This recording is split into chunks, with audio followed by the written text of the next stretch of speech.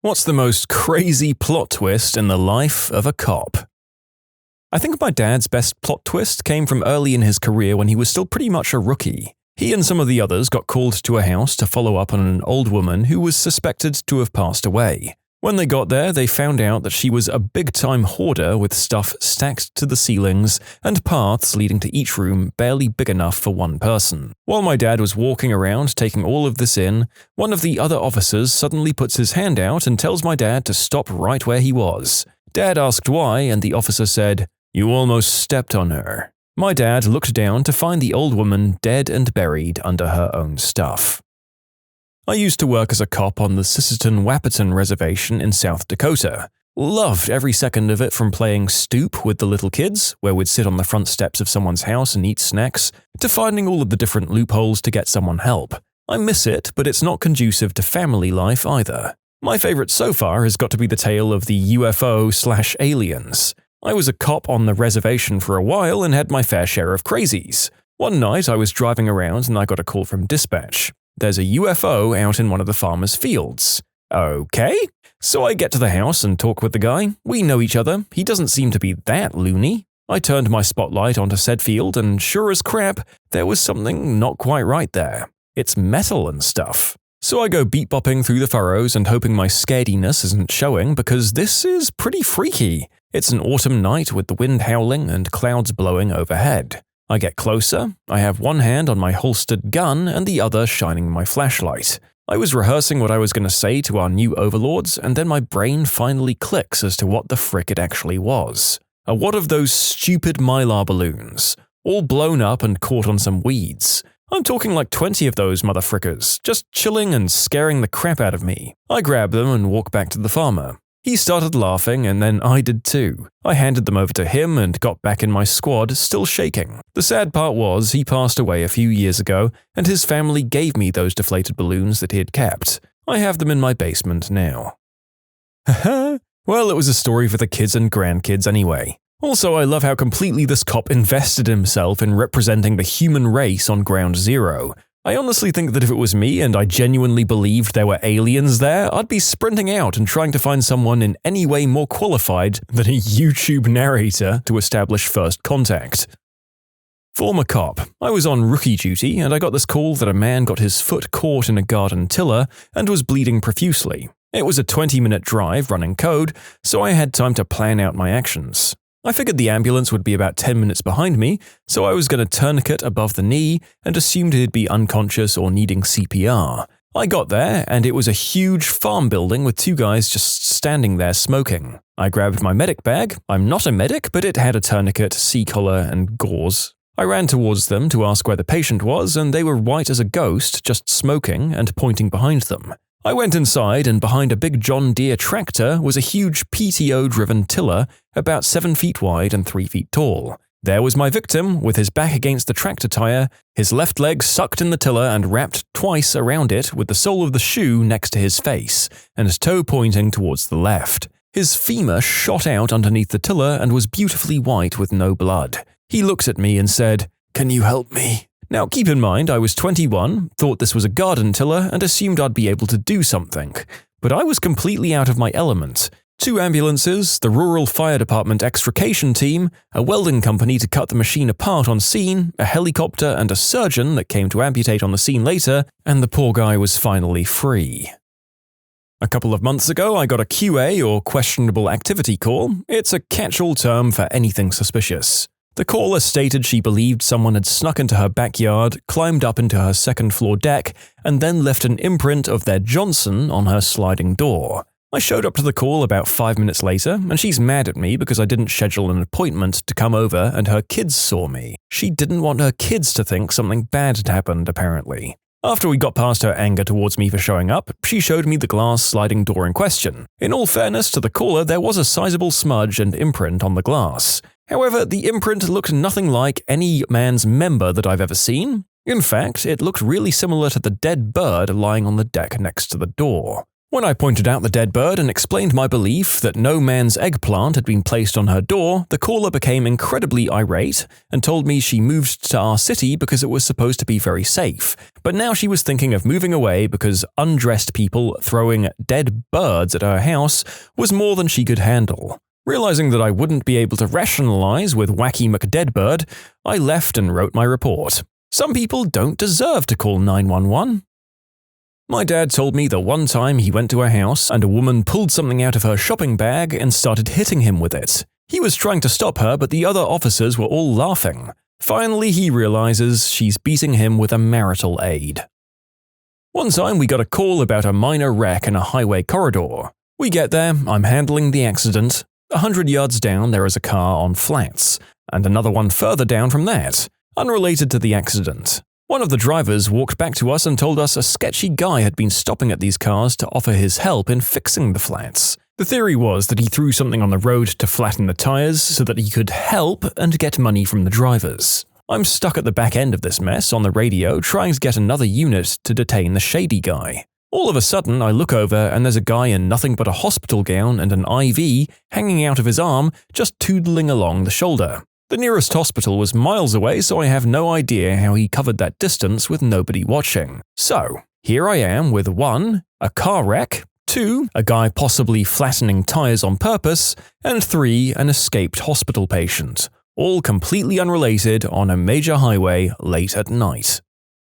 A friend of mine is a cop in the UK, and his story is more what the frick as he saw it unfold, but missed how it started. It was his first week out on patrol, and he was assigned to an experienced partner. They responded to a burglary in progress, and they were told that a nearby dog unit was on the scene already. When they arrived at the property, they heard a commotion outside that was clearly between an officer and a suspect. They opened the garden gate to assist the dog unit. What they then witnessed was a suspect face down on the grass, an officer stamping on the suspect's back whilst holding his arm up near her hip, and shouting, "Stop resisting!" and the police dog absolutely going to town on this guy's buttocks with his teeth. The suspect is, unsurprisingly, struggling and resisting, and then ends up kicking the dog. The dog then latches onto the guy's leg, starts furiously tugging, pulls it off, and then runs towards the new cops on the scene with his leg. It turns out that it was a false leg, which no one except the suspect knew at the time, and my buddy the cop said he just froze whilst trying to figure out how the heck he calls this in and whether or not he should retrieve the man's leg from the police dog. You know what? I'm going to say that whether innocent or guilty, if there was a dog clamped onto my butt, I'd probably be resisting too, even if I didn't mean to be. You can only peacefully sit out so many canine teeth in your rear end.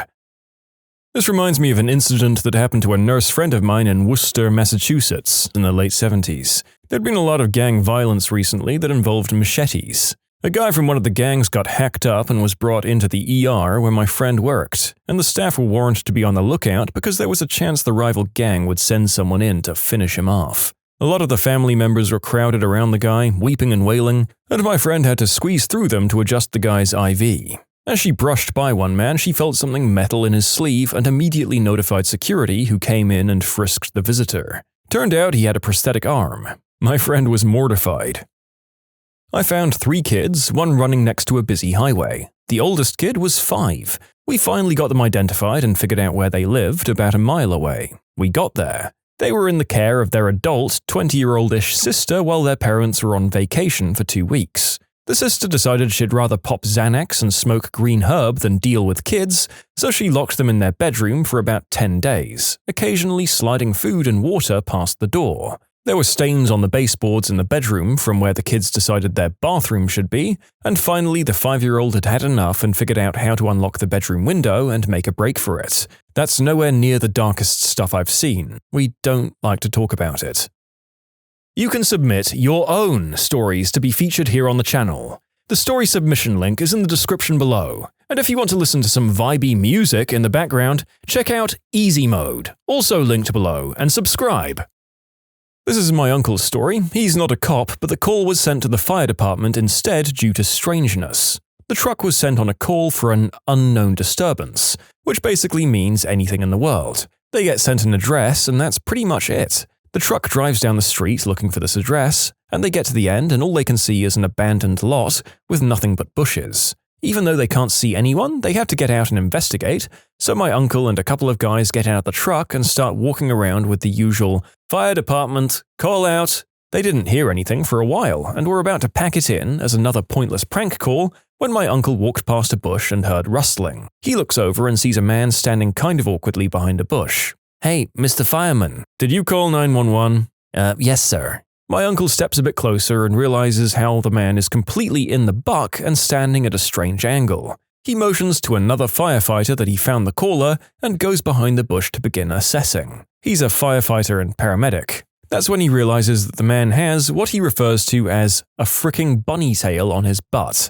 Of course, they try to get the man to explain why he had called in distress and what was going on. After a bit of avoidance, the man finally admits that he had taken a toilet brush and shoved the handle up his butt. Honestly, no idea why anyone would think this was a good idea generally. Being the enlightened individual that he is, he chose one with a hook on the end, to hang it up in the bathroom, I guess. What my uncle and the other firefighters assumed was that the hook had gotten stuck on something internally because they couldn't pull it out and it caused the man significant discomfort when they tried to. My uncle left the man with another firefighter, getting his information, and went back to the truck to call for an ambulance. Of course, at this point, he always mentions that he walked around the truck to see the rest of the company, trying to silently die of laughter out of view of the bush. When the ambulance arrives, my uncle greets them with a grin on his face and tells them to brace themselves before walking them over to the bushes. They assess the man and conclude that there's no way for them to remove the toilet brush on the field, and they have to admit him to the hospital for surgery. The only problem was they couldn't figure out how to get him into the gurney without causing him to move in a way that caused him even more pain.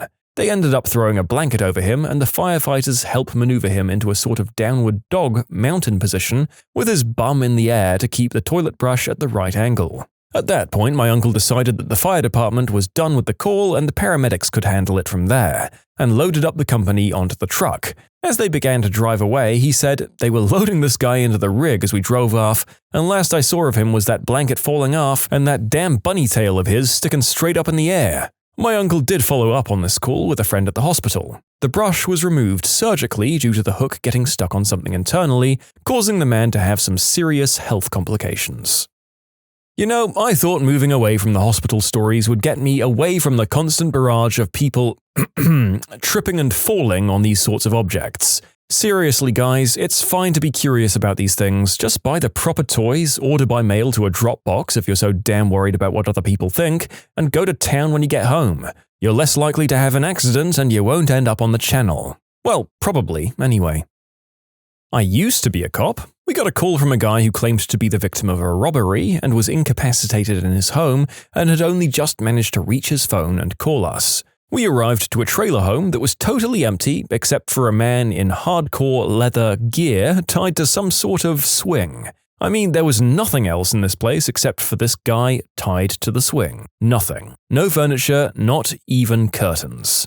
Okay, dude, what the frick? He says, "Well, you see, officer, I hired 2 Asian working girls to whack my butt while I was in the swing. Nothing illegal there, as I didn't technically pay them to do the deed with me. Just some hearty slapping and they're to leave. Well, the girls arrived, tied me to the swing, then 2 Asian guys showed up, beat the living crap out of me, and then pulled up a U-Haul trailer and stole literally everything that I own before leaving me hanging here with my cell phone because they said they knew nobody would believe my story anyway, but the cops would probably chase them for a murder. I still don't know if I believe his story, but I never found any evidence to suggest he was lying either.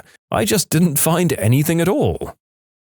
In high school, I took a criminology course as an elective, and our teacher was a retired officer. When we asked him for his weirdest story, he told us about a repeat offender. The offender was a homeless gentleman that had a penchant for exhibitionism. He said he got a call out for someone exposing themselves in public, and when he arrived on scene, he found said gentleman with his ankles to sky, undressed as the day he was born, with a half-empty bag of avocados and a can of Crisco. After taking him to the station, they found the other half of the avocados strewn about the back of their cruiser. Not a cop, but worked as a park ranger. Came up on a scene with blood everywhere, hoofs sticking up out of a styrofoam cooler, a truck bed full of blood, beer cans everywhere, and an antelope head on the picnic table. Perfect welcome to a campground full of children. Too many to choose from. I forget them all. So how about the non-fatal ones that are kind of upbeat? Car in a pond.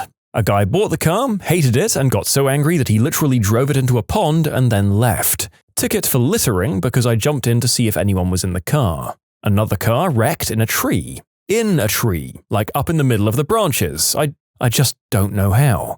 Half-missing, decomposing dead body from natural death. Turns out the many cats in the house ate half that person. Okay, that one was pretty grim.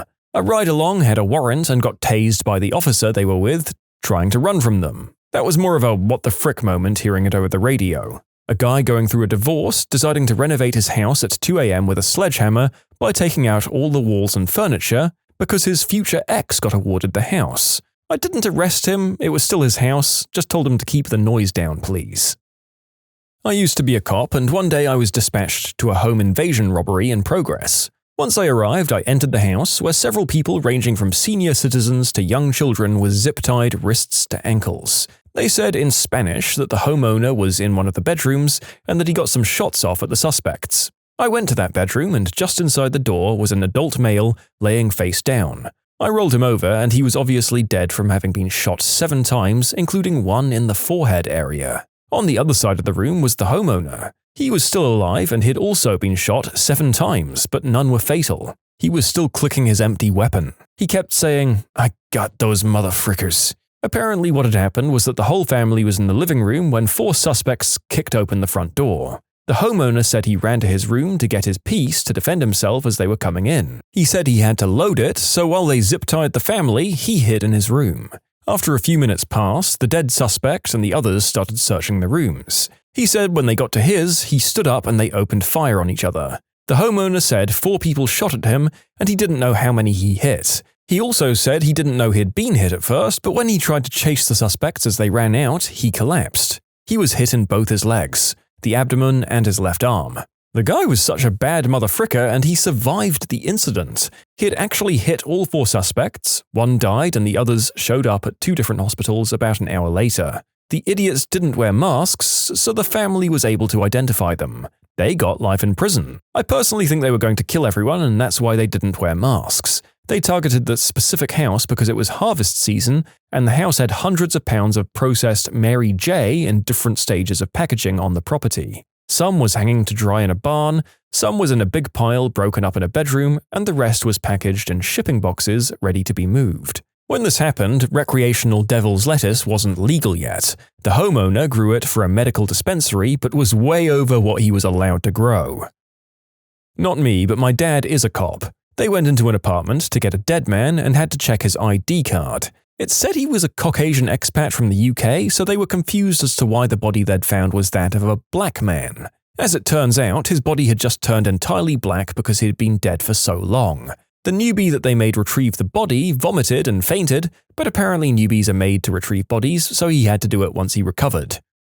Good God! How long does a body have to be decomposing to completely change color? That newbie would be justified in leaving and never coming back, to be honest. That seems like it shouldn't be the task of someone on their first day.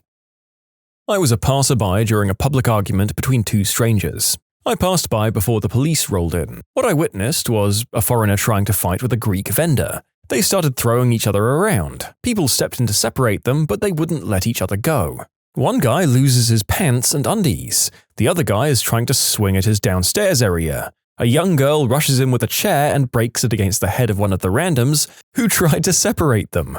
An older grandma throws her shoes at the girl. The guy who got hit by a chair throws the shoes back at the grandma who gets hit square in the face. The younger girl takes her shoe off and smacks his head again while the grandma runs over, pulling the girl's hair. The guy finally gets a grip on the other guy's Johnson, while one other guy who's separating them is biting on his head, trying to get him to let go. All the while, a woman is screaming from the balcony above them, "You thief, stealing balls from children!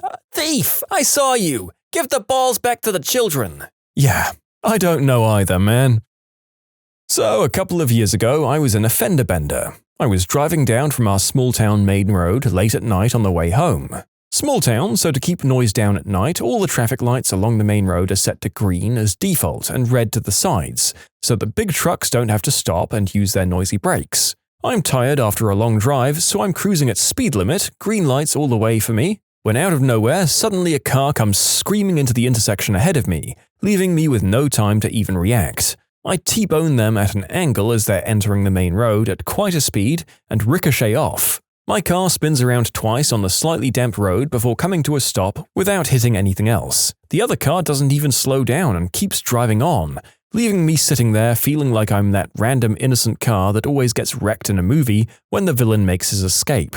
Skip ahead until the authorities arrive. Cop gets out of his car, sees only my car that's almost wrecked and absolutely no damage to anything anywhere else. He looks me up and down, sees blood rushing down my face from a head gash from destroying my rearview mirror, and goes, "What the frick happened? What the heck did you hit?" Some questioning later, while the medics are putting a bandage around my head, the other car arrives with only minor damage. The cop must have seen the relief on my face as the other driver walked over and explained that his wife was going into labor, and he had to get her to the hospital. While we were busy at the scene, she gave birth to a beautiful, healthy baby girl with no complications. He then left quickly to come and explain, and he even showed us pictures of his newborn on his phone. I didn't press charges, and his insurance paid for fixing my car and my medical bills. The what the frick on that cop's face was epic, though. I'm not a cop, but a friend who is told me about a call from an apartment building where the tenants were complaining about a smell coming from one of the apartments. When they went in, they found the bathtub full of fecal matter. Turns out the occupant had a scat thing. His parents had money and had to hire a crime scene cleanup crew from 100 miles away to come clean it up. He had never before that day heard of a scat thing. Come to think of it, I don't think I had either. What was your funniest time walking in on somebody in the buff? I work at McDonald's, and one day while I was handing a woman her food, I saw that she was in the middle of sending naughty pictures of herself. When I was living in New Zealand, one night my roommate brought home a guy from a bar, and they did the deed on the couch. It just so happened that the couch was on the opposite side of the wall from my bed, so I heard it all. But that's besides the point. The next morning I woke up to a text from a different roommate saying that there was a clothless guy on the couch. I casually went to the bathroom to sneak a peek, and there he was, all in his glory, passed out on the couch. The roommate who brought him home was nowhere to be found. We later found her curled up on the bathroom floor, also in the buff. And now they're married. The end. That's not how you do a one-night stand at all.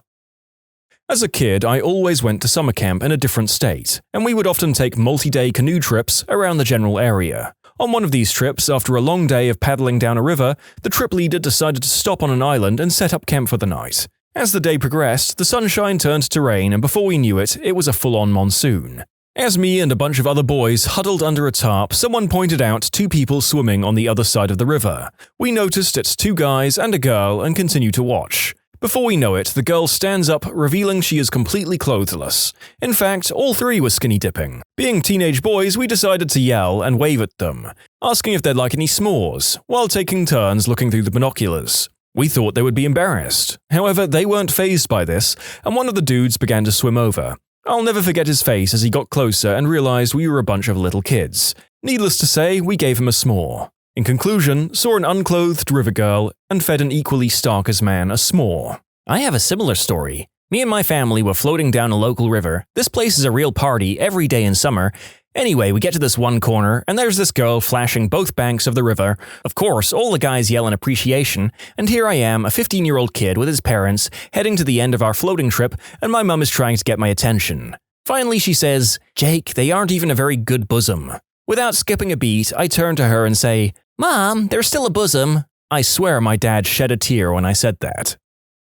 Sort of accidental. When I was in high school, I lived with my dad. Our house had a pool and a hot tub, and Pops was a randy old hound. He was shooping it to what seemed like all the divorced ladies in my neighborhood. Being single, well off, and having a hot tub really greased the wheels. Anyway, he and his girlfriends weren't exactly incognito, and after a few drinks tended to come in and out of the house, where I was, in varying states of undress, to use the bathroom and get refills or snacks. Let's just say that I saw many more of my friends' mums than was polite to discuss. Well, at least it made for some decent online trash talk. Yeah, well, my dad fricked your mom. Yet another video where the subject matter requires me to come up with a lot of safe terms instead of the original words, in this case, for the condition of being undressed. Let's see how many I can slot in. I guess it's not really accidental because she dropped hints later that it was intentional, but at the time I thought it was. Went on a date with a co-worker. While waiting for her to get ready in her living room, I could see her full bare figure in the reflection in a mirror on a door. She had a ridiculously awesome body, too. I used to work in an electronics store. We regularly had promo staff and reps in on the weekends to sell their stuff in store. This particular weekend, we had 3 models in promoting some camera or something. Late afternoon, I go into the customer collections room where reserved stock is kept to look for an item. As I'm clearly in there looking for something, these girls burst in and start taking off their branded dresses to change and go home. In shock, I say, "Do you want me to go out?" And they're like, "Nah, it's okay." Then some checkout girl comes in and laughs, gasps, and drags me out. Gutted. Checkout girl just doesn't understand. Becky's a B word. Oh, she wants to be called Rebecca now. When I was about 6, I was at the ocean with my parents. My dad was playing with me in the breaking waves on the beach. I saw a rough wave wash over this young lady a few feet from us, and it totally swept her bikini bottom off. I couldn't believe it, and no one, including her, seemed to be aware for several long seconds. It was a massive late 1970s bush. I saw it before my dad and pointed and yelled, "Look at the hair!" My dad was up to speed quickly and swept me up facing the other way, as a guy apparently with the woman somehow found her bikini before it was lost forever. She was sitting down in the water when he brought them over and said, "You lose something?" I learned a lot that day. I was on a Mediterranean cruise in summer, so the top deck was filled with people sunbathing. This one lady with rather a large chest was sunbathing with her family, taking off her bikini straps, as some do to avoid tan lines, I guess. Anyway, she accidentally dropped it and I got a full-on view of one of her maracas. She looked around to see if anyone noticed, caught my eye, and gave me a cheeky grin before I looked away blushing. When I was working as a PA on a TV show, we filmed an episode at a fashion show. I spent the evening wandering around backstage getting models to sign releases. Most of them were undressed or half undressed. Best work day of my life. Was working in my fish and chip shop, and just across the road is a bunch of terrace houses. The windows upstairs start on the floor, but I assume the girl had no idea. My mum actually pointed it out to me, and it was a girl in her natural state in front of the window. The guys in the garage around the corner were walking down the street opposite of her window and got an eyeful as well. I later learned she was the sister of a guy I went to school with. Your mum is a bro. This was also one of my top "this crap just kicked in" moments. I was hiking Mount Lafayette and I knew that I was nearing the top. It's a decent hike, so I was pretty beat and ready for a break. On the last climb, I could see a large boulder up ahead that was sitting at the summit. I pushed forward a bit and looked up again toward the boulder. At the base of it was a gorgeous, mostly naked girl squatting down. I thought to myself, well, this is a hell of a reward for the hike. She then proceeded to stand, zip up a full Scooby-Doo costume, and walk over to her friends. When I was a junior in high school, I had a math teacher that was probably in her late 20s or early 30s. One day, near the end of the first semester, she was wearing a dress of sorts. It was in Florida, so it wasn't getting cold at all, and she was just trying to reach something off the top shelf near her desk, when the 2 straps holding up her dress just snapped, and the entire dress fell to her feet. Sure, she was still wearing panties, but the dress didn't hide bra straps that well. And well, that was nice. I didn't have her the second semester, but from what I heard, she got in some trouble for wearing inappropriate attire for a teacher, and had been suspended for the first month of the semester. I installed security alarms, cameras, sensors, and locks. On one install, I placed a camera in the master bedroom like the husband had asked. While I was still there installing, I was checking the cameras and finishing up the tests, and the wife came out of the bathroom completely naked from the shower. I hastily tried to exit the screen, but the husband who was peering over my shoulder told me not to and just stared at his naked wife while I was in between him and the screen. Just to be clear, I did not do the deed with either of them, that time. Was at an indoor water park waiting in line for the attraction that simulates surfing, Flow Rider, I think. Well, there was this really cute girl up and she bails face first. Now, if you know these attractions, you know that there's a lot of force behind the water. As it turns out, it's enough force to completely remove a person's bikini, top and bottom. Must have been really embarrassing for her, but I liked the piercings.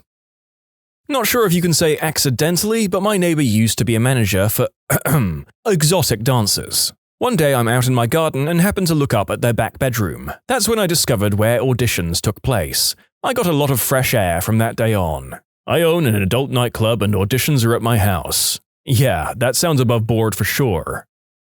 Around 16 at the time, I left my house after my sister and her 2 friends came over, one of which is just absolutely banging with an amazing body that I may have thought about once or twice anyway. Nobody else was home. Forgot something in my room, so I ran back in, but I guess nobody heard me come in. I walk down the hallway to my room and past my sister's doorway that was open. I glance over and my brain locks me into place mid-stride, jaw hits the floor, while it burns the image of her butt-naked cupping her chesticles. They all look over at me and scream. I can't look away. She runs toward me and closes the door. I ran to my room, took a few minutes to savor what I saw, and left. I was about 10 and we went snorkeling with the group on vacation. This old, unattractive woman popped out while she was underwater. She didn't notice. I couldn't stop staring. First real bosom I ever saw. That was an image I didn't want and it is now burned into my head. Thank you for that, original poster. My sister and her boyfriend were doing the deed. It was hard to tell with the noise. Well, after an hour, I hear her door close and I think, thank God he left, I can take a crap now. I walk into the bathroom and drop my pants in the dark and start to squat when the lights turn on and her boyfriend walks out in the buff, full staff and says, "Ready for more?" I just stare in shock and he now realizes that I'm not my sister. Just coughs and walks away. I no longer feel safe to crap in my own bathroom. Pull my pants up and just go to bed. Female friend of mine was getting ready for her sister's wedding. She was sending me snaps of herself asking questions like, necklace or no, to me and her boyfriend, and she accidentally sent me a picture of her mammary glands hanging out in the dress she was wearing. Trust me, she didn't intend on sending me that picture. Work at a hotel on the beach. Usually, every night before I leave, I take a walk around the building just to make sure everything is okay, people are quiet, etc. All of our rooms have balconies, but luckily the way our building is set up, you can't see into another balcony from another balcony. Earlier that day, I had a newlywed couple checking in. All went normal then. Later that night, did my rounds and I saw them on their balcony. He's leaning up against a patio chair turned backwards, pants pulled down, and she's sitting on the chair giving him head. Okay, for all purposes, that's technically an evictable offense, but I just remembered they're a newlywed couple, no one else can see them on their balcony the way our building is configured, so I just turned around, walked back inside, and let it be. At least I knew their marriage got off to a good start, hopefully it stayed that way. During college, I was drunk at a party that ended up moving to a local bar. One of the hot girls in the class ahead of mine came up to me and this other dude. The other dude, I guess, had a bet with her or something, and took her walking up as the perfect time to remind her. He said, "Remember, you still need to flash me." I might be paraphrasing. She gives him an annoyed look and then just flashes the both of us for a good 5 to 10 seconds. Very nice sight, would look again. My wife used to do triathlons, the sprint and Olympic lengths, not Ironmans. She was doing a woman's only sprint triathlon and I'm hanging out near her bike waiting for her to return from the swim, first leg of the race. The most experienced athletes bike and run in their one-piece swimsuit, inexperienced people take the time to change their clothes. There was a woman in her late 20s changing nearby my wife. Obviously new to this stuff, she had planned a different set of clothes for each activity. She had some friends holding up towels to shield her while she changed from her swimwear to her bicycling gear. She got the suit off and struggled to get her bike shorts on over her wet legs while crouching behind the towels. Then she said, "Oh, frick it," stood up bare-chested and proceeded to struggle with her athletic bra. She had a nice all-over tan, I'll give her that much. Walking to school on a soggy morning, saw my art teacher in her minivan changing her clothes.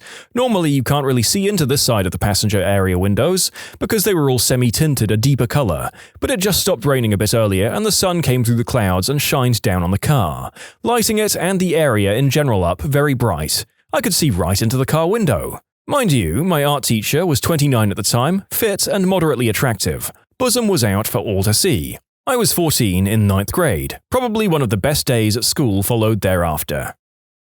I was in middle school and I was walking behind a girl in high school who was wearing a dress with no panties. The wind picked up when we got off the train and I thought I was the only one who noticed. She didn't even seem to care. Later, I found out that another boy saw it too and we're best friends to this day.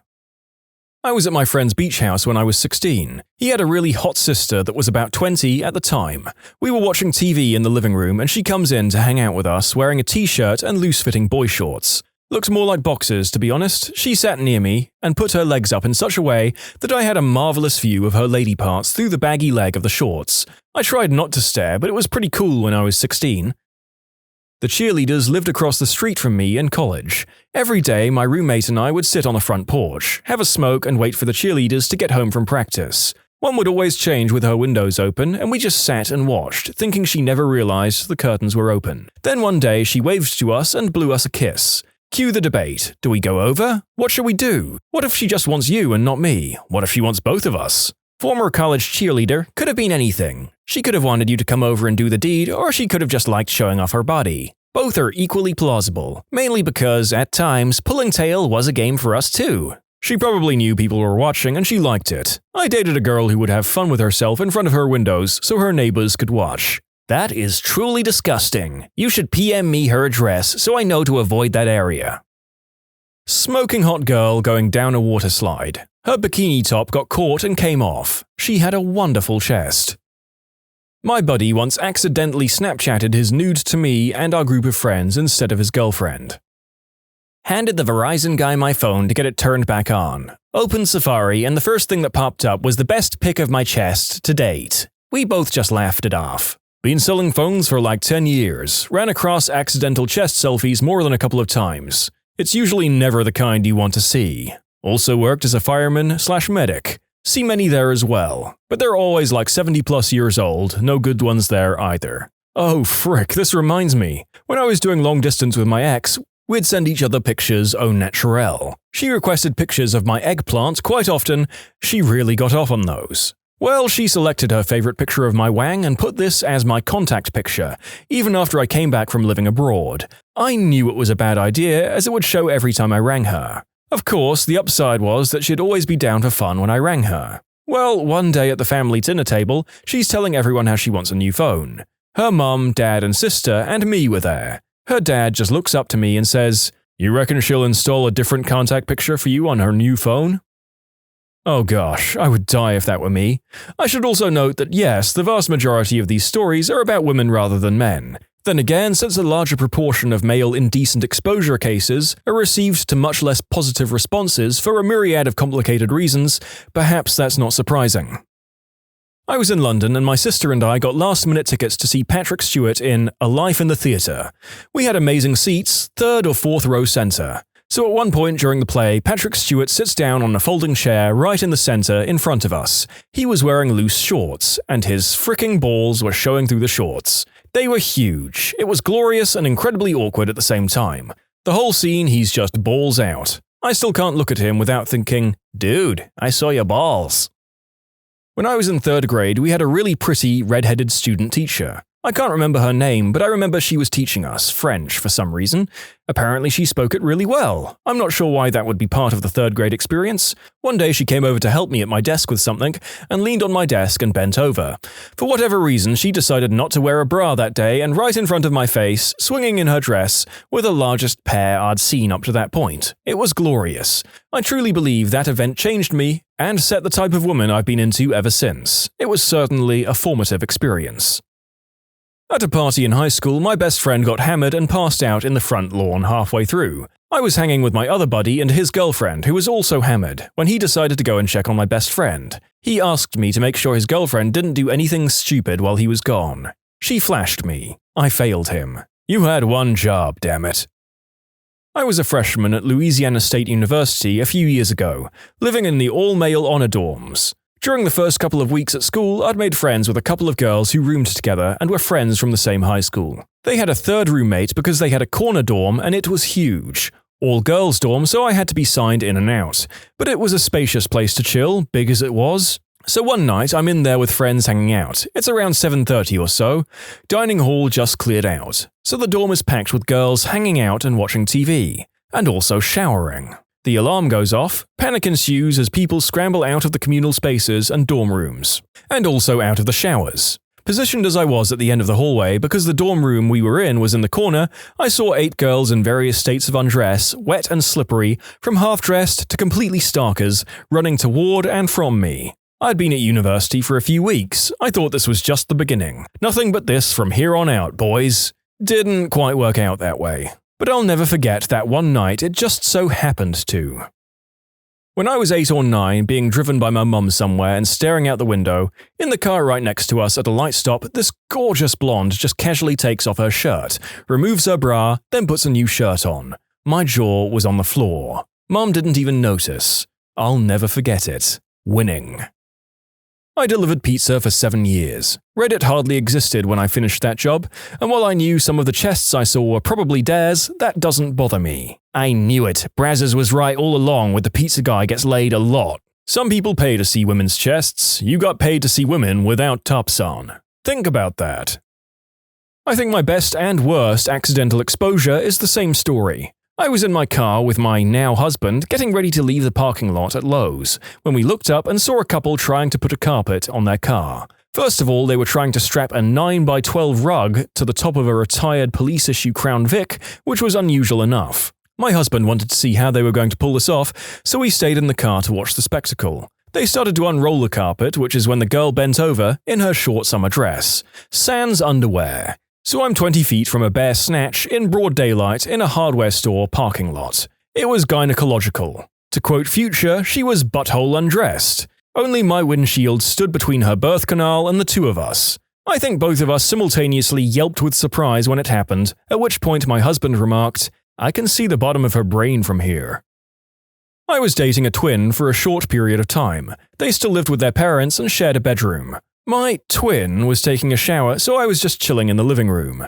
The parents were out of town for the weekend, so the twins and I had the house to ourselves. The boyfriend of the other twin would come over at a later point that night, but wasn't there yet. After finishing a show on TV, I walked upstairs to go see if she was finished showering. When I walked into the bedroom, I saw her, naked as the day she was born, and I approached her from behind. I cupped her fun things, big ones, and smelled her wet hair and was about to tell her how nice it smelled when she said, wrong twin. Out of shock, we both stayed like that for 2 or 3 seconds, then I backed off and asked her, "Never happened?" She agreed, and we've never told my twin. Well, that was almost 10 years ago, and we were only dating for a couple of months, so by now she must have told her, I guess. How have you traumatized your parents? Here's my story. It begins far away from my parents, deep in the woods.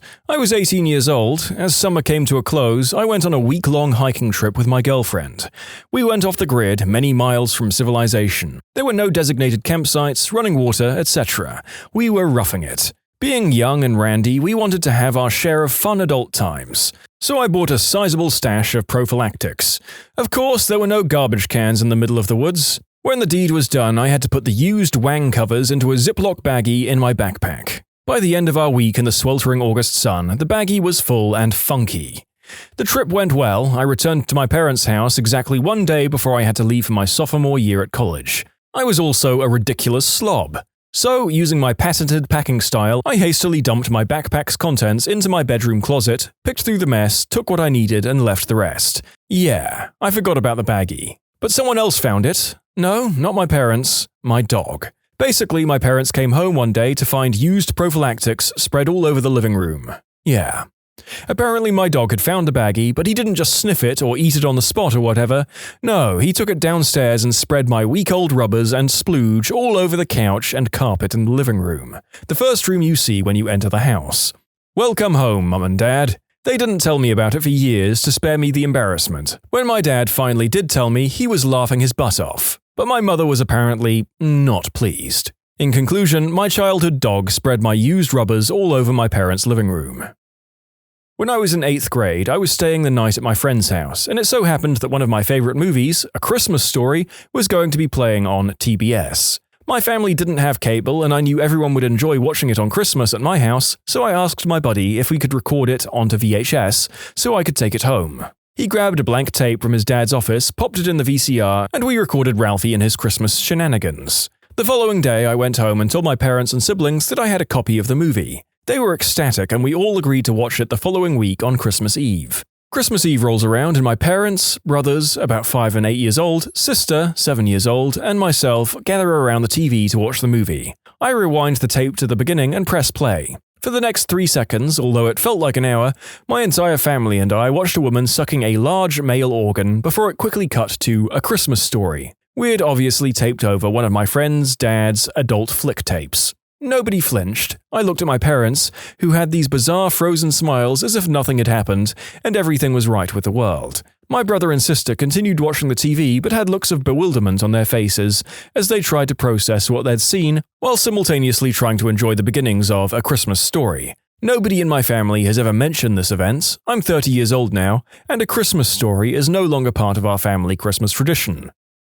Oh, sweet Lord, we've missed out on many great awkward family moments now that the age of the cassette tape has been and gone. We shall miss you, Old Faithful.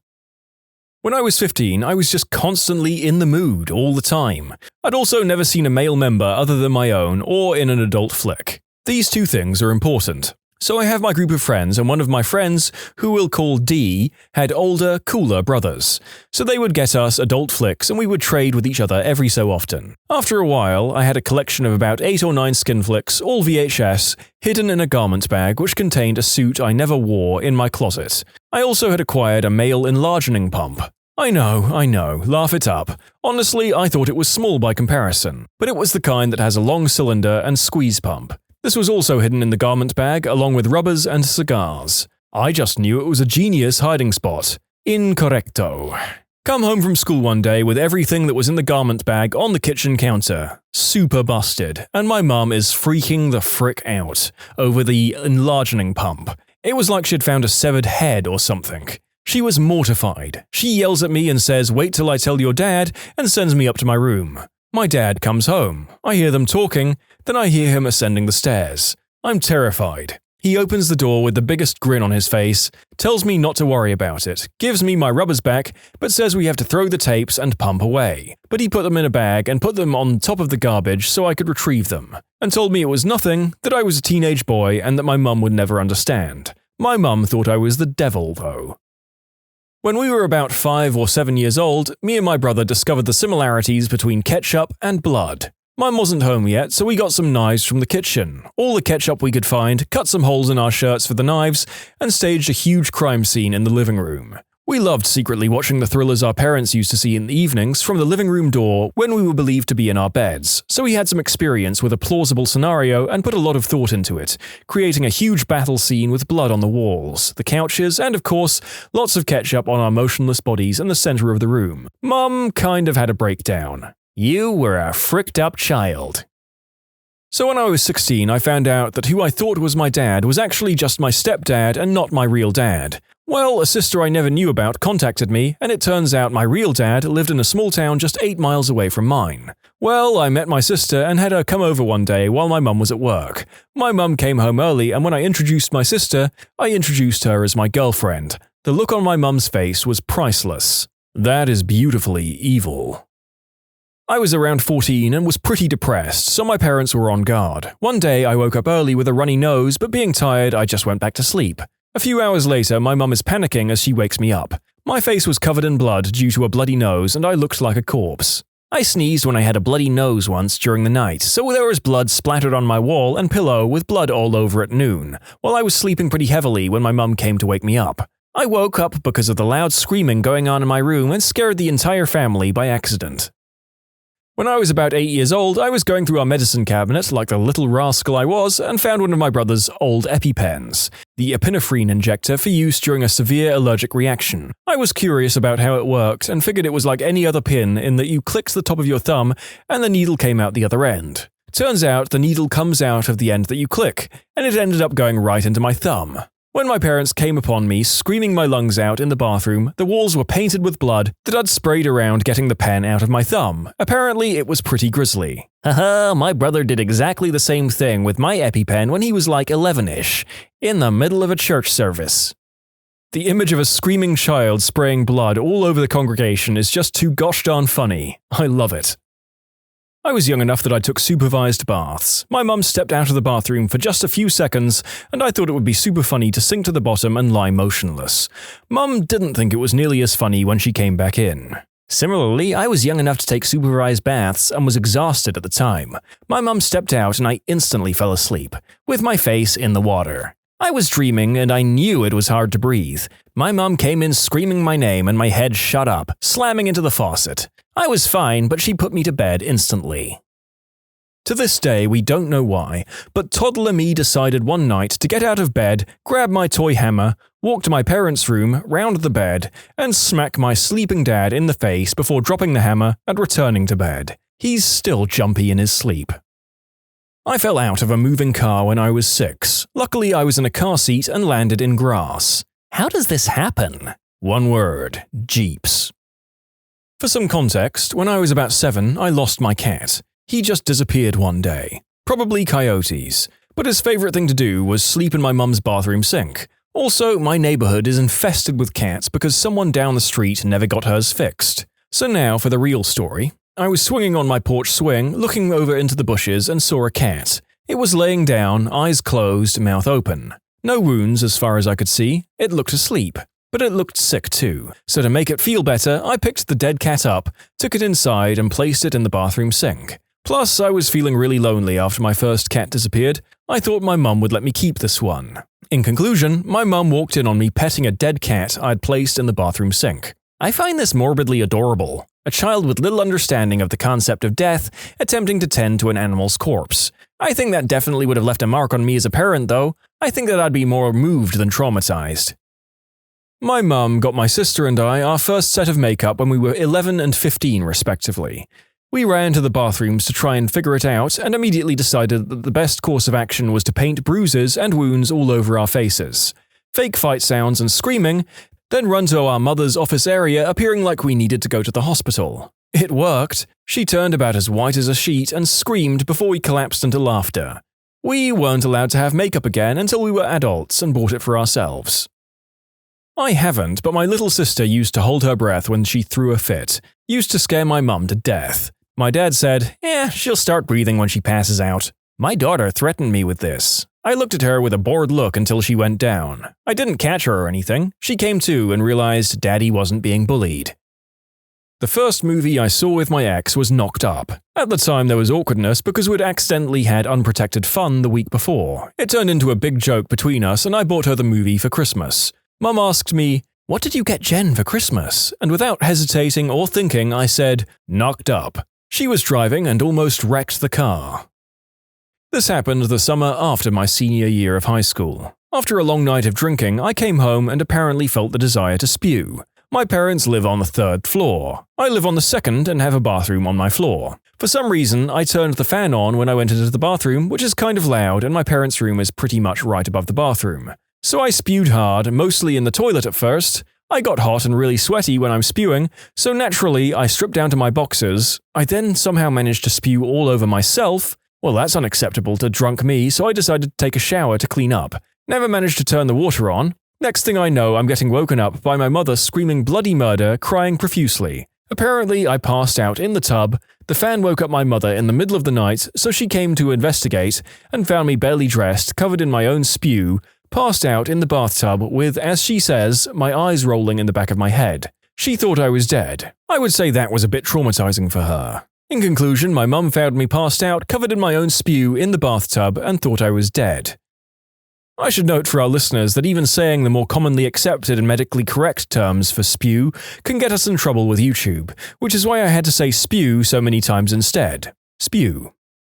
When I was in kindergarten, I made a friend while at school. We really hit it off, and she said she had a big bag of Halloween candy at home and offered to share it with me. It was a fairly short walk to her place from school, and from her place a short little walk home. So I head over to her place and completely forget to tell my parents where I went after school. I completely lose track of time. We ate candy and played video games. Her family must have thought my parents knew where I was. We played board games and ate dinner, and I didn't go home until after 9. I remember getting home, walking through the front door and being greeted by the sight of my parents, both completely in tears on the phone with the police. I immediately realized what I did wrong, and I thought for sure I was going to be grounded forever. They weren't mad though, they were just overjoyed that I was okay. A bunch of bear hugs and tear-filled expressions of parental affection later, I felt terrible. They must have thought I was dead. I was missing for over 6 hours. Every single one of their friends was out looking for me. I'm such a butthole. In conclusion, when I was in kindergarten, I disappeared for over 6 hours on my way home from school and didn't tell anyone where I was, so I could play video games and eat candy. When I was younger, my parents took one of my toys away from me, a brand new mother-fricking Hulk toy. This made toddler me angry, so I did the only thing to do. I crapped in their room. I crapped all over their bed and floor. I reminded my mum about it, and she said I didn't just crap, but diarrheaed. I sprayed diarrhea all over my parents' bedroom. When I was young, maybe around 5 or 6, I was trying to find Christmas presents in closets or under beds, but instead I found a crapload of prophylactics and adult fun-time toys. At the time, I didn't know what they were, so I opened up the box of what I thought were balloons and started to run down the stairs with what I thought was a sword, or a vibrating toy, and trying to blow up the balloons. I then ran into the room where my parents were and started talking about how I finally found my Christmas presents. My parents still talk about that today. After being blown for the first time, I rushed home to tell my best friend in the world. I got on Facebook and told him every dirty detail. I then left my Facebook open when I went to shower. My mom, just arriving home, went to check her email and learned about my new adult adventures. My mum is the kind of person who doesn't believe children or teenagers should be allowed any privacy whatsoever, for their own good. I was really dumb and used to log all of my AIM convos, because who would want to read every single line hoping to find something salacious? Well, my mum, I guess, because she did, and buried in an AIM log was me telling someone that I really loved going down on him and couldn't wait to do it again. But she didn't tell me she read it, she told everyone else in my family, my siblings, my aunts, all of them, and all of her friends. She's a gossip and she lives on that crap. So everyone but me knew she'd found this, as well as some exposed photos a guy had sent me. Instead, she just carted me off to confession, bought me one of those Bibles for teens, and told me I needed to get right with Jesus. It wasn't until years later I discovered the depths of her invasion of privacy. Oh well. My dad was fixing this huge closet one day. The closet was very old and had an extremely heavy door. The problem with that closet was that the door hinges were loose.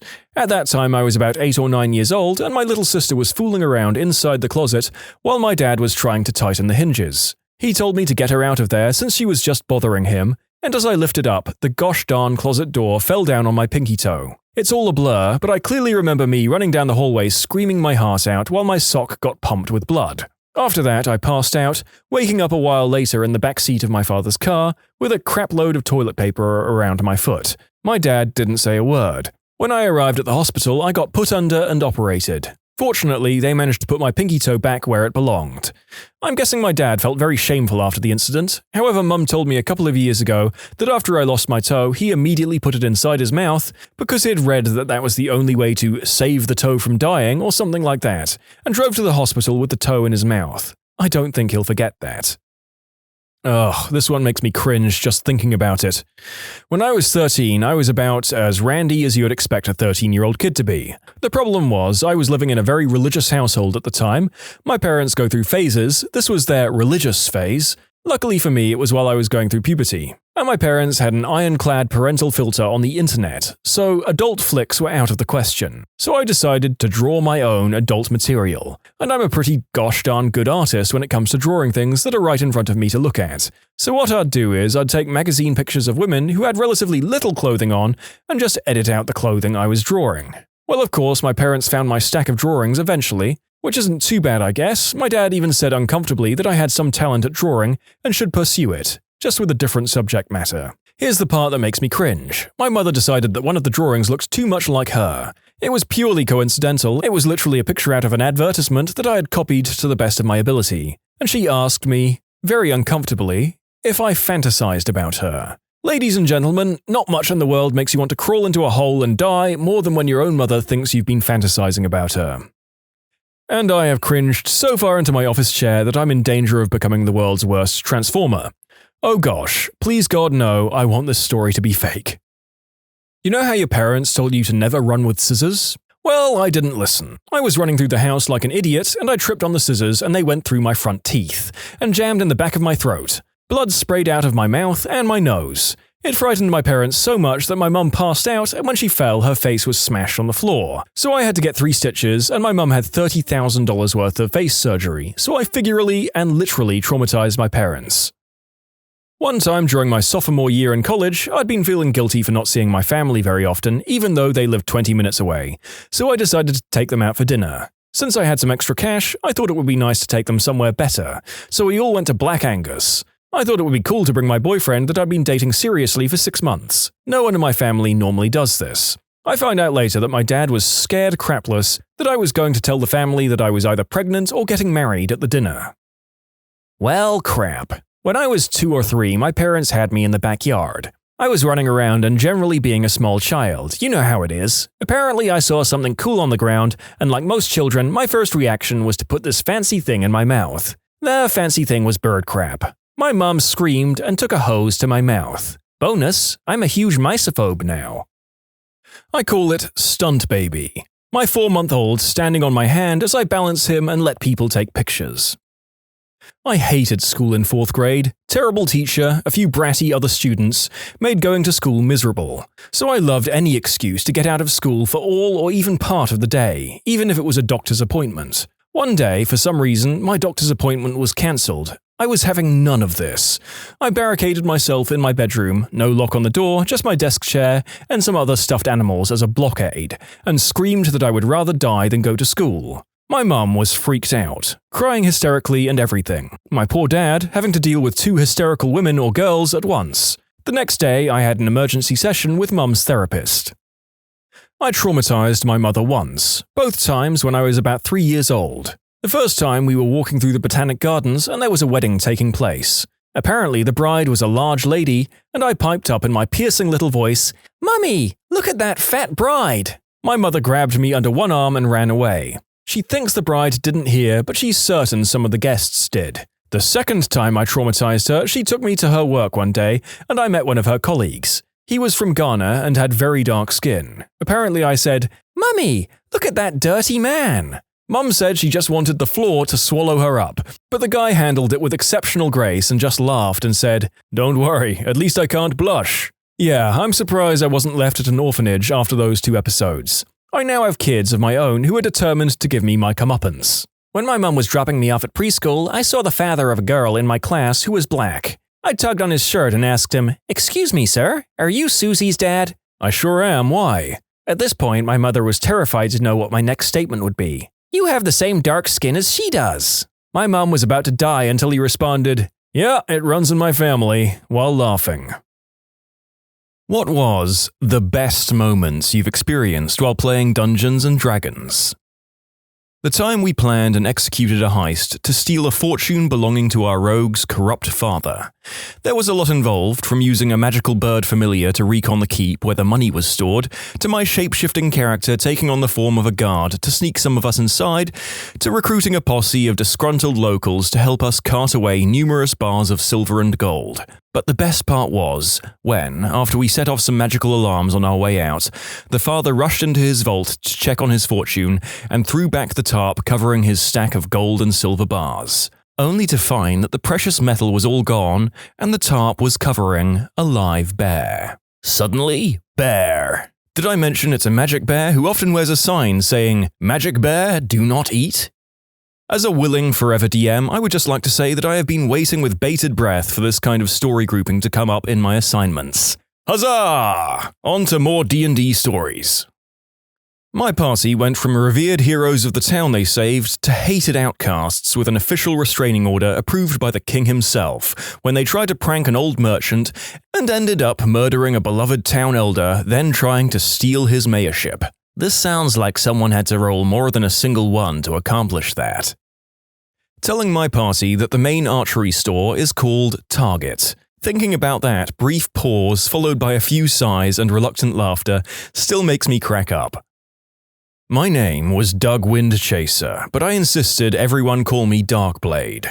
Well, my whole party just kept calling me Dougblade or Duckblade or Dudblade. I had a similar experience. I told them my name was LV Sugartips. They thought I said sugar, followed by a word for a female's chest. It never changed for months of playing, and I even have a mug with them from LV Sugar Chest. Safe to say, my character has been renamed without my permission. Ah yes, the old taser face conundrum. I once had a character called Guinevere. Everyone called her Gummy Bear. Somewhat inadvertently ended up stealing from and systematically dismantling a merchant family's bedding business across multiple cities. They were completely unrelated to the story, but we just kept bumping into them. They didn't happen to sell cabbages, did they? My character was a broken clock, right time of day kind of character. The type that would eat the only lit candle in a room just so the other party members wouldn't be able to see when they woke up. The highlight of our campaign came when I was having such crappy dice rolls that I decided to just aim for the space next to the enemy I was fighting to see what would happen. I rolled a 1, so I missed that space and hit the enemy instead. On my very first D&D session, our party was going on a treasure hunt and had just encountered a monster the DM liked to call a knuckle dragger or something like that. He had intended us to fight it like a boss battle, but before we fought, our paladin intimidated it to stand down for a turn, so we all got a free action. Or at least half of us would, since the DM rolled and said it was so hungry that it will only be stunned long enough that it will run on hunger alone. This worked great for my character. I play a sneaky human monk with literally no backbone to her and who is now trying really hard not to fight the giant ogre creature we were looking at. Just before we encountered it, we had raided a goblin camp which included having a whole bunch of jerky with us. My free action was to immediately offer this knuckle dragger all the jerky we've got so that maybe it would get full and no one would fight. Win-win. A few lucky rolls later, the fight ends before it began, with a healthily fed knuckle dragger, some level ups, and allowing us to skip a few more traps in the temple. We adopted him, by the way. His name is George. The paladin feeds him. I'll always be happy about the time my party ran into some goblins hauling oil into a ship. They opened up a barrel of oil and tossed some on the goblins, and then lit them on fire. The goblins, not being that dumb, jumped in the water. So then the party dumped oil, using a floating hand to cover a wide area, all over the water and lit that on fire too. What did those goblins ever do to you? The ship was a pirate ship that was essentially holding the town captive. The oil was actually one of the reasons the pirates were raiding, since it was in high demand in the pirate stronghold. The goblins were essentially deckhands and a hobgoblin was the captain. It was a pirate-heavy couple of sessions. Ah, pirates. Outlaws' lives are forfeit. Carry on. Why are acts of painful, Geneva Treaty violating murder so much funnier when they're carried out in this game? I may never know because pausing to work out would stop my games being so hilarious. More nautical hijinks to follow. I was DMing a campaign with a new group. Only one guy had ever played before, 5 players total. They had a ship and were traveling by sea to new quests and transporting some goods for cash when they landed.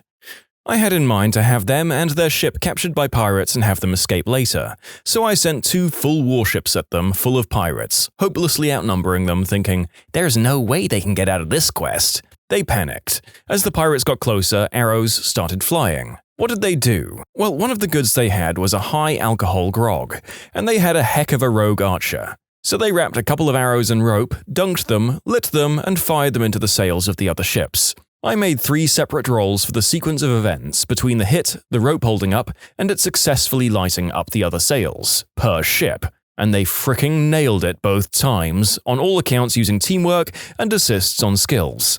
They burned 2 fully loaded, heavy pirate ships at sea using 2 arrows. I was in awe. I had to give them extra XP for their ingenuity.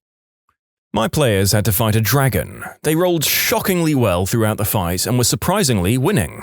So being in the open, I had logically had the dragon flee. This was surprising given they were only level 3 and only bad rolls from the dragon had kept them alive. Most everyone got an attack of opportunity in or ran as it thrashed out of the tower, making it collapse, but the half-orc barbarian wasn't having any of it. She had a custom weapon from a special orc bad guy the party had fought. It was essentially a hook on a chain you could throw and drag people to you with, and her usual greatsword as a weapon. This will become relevant shortly. As the dragon flew up, she said she wanted to grapple it. Rolled, succeeded. Okay, you're holding onto its tail. She then spent the next couple of rounds as this massive dragon flew hundreds of feet into the air, climbing to the middle of its back. The dragon was rolling and thrashing, trying to throw her off, but she rolled great every time and hung in there. Then, she wanted to throw the hook and latch it onto the dragon's face or eye. Rolls a fricking 19. Hook lodged in the dragon's eye, and now she's riding it through the air like a venom-breathing bull at the world's scariest rodeo. Then she started hacking at the dragon's wing. At this point, she's like 300 feet in the air and is expecting this to just be a badass way to kill herself. First attack hits, okay damage. Second attack crits, almost max damage. I say that the wing shears free in a gout of blood, the brittle wing bones splintering under the mighty blow.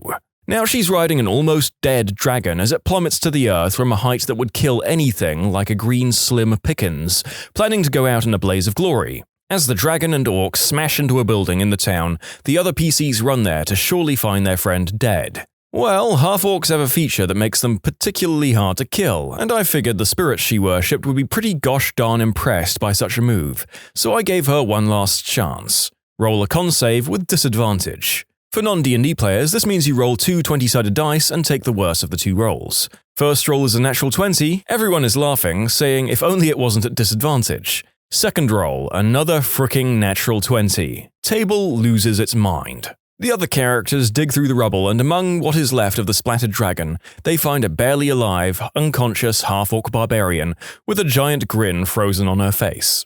I ruled even with healing magic she'd be so wounded she needed a week to recover, so the party had to drag her around in a cart for a while. But thus began the reoccurring legend of Ure the Dragon Slayer through my games.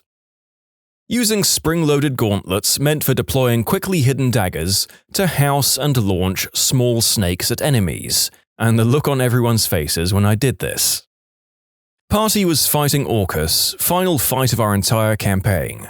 Fate of the universe resting on our hands. My bard had an ability that allowed me to replace up to 4 rolls with whatever I roll.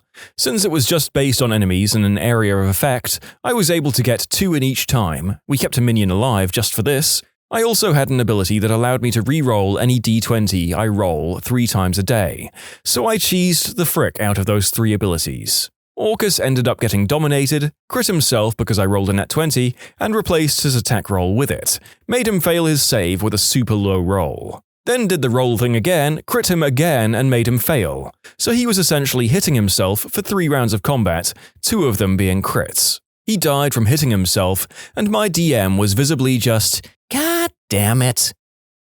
I'm not super good at the roleplay aspect of the game. I'm a new player, just under a year of playing, but my group disbanded after college ended. Anyway, my party was in a fight from a set-up stealth mission gone wrong. One person was unconscious, the other struggling, and I had the big muscular barbarian attacking me. My DM said he was a Russian Armstrong from Fullmetal Alchemist. I was pretty low on HP, and no potions or healing spells as the unconscious player was the cleric. Out of a random turn of events, I asked the DM if instead of attacking, I could use a charisma check to flirt with him. He said, sure.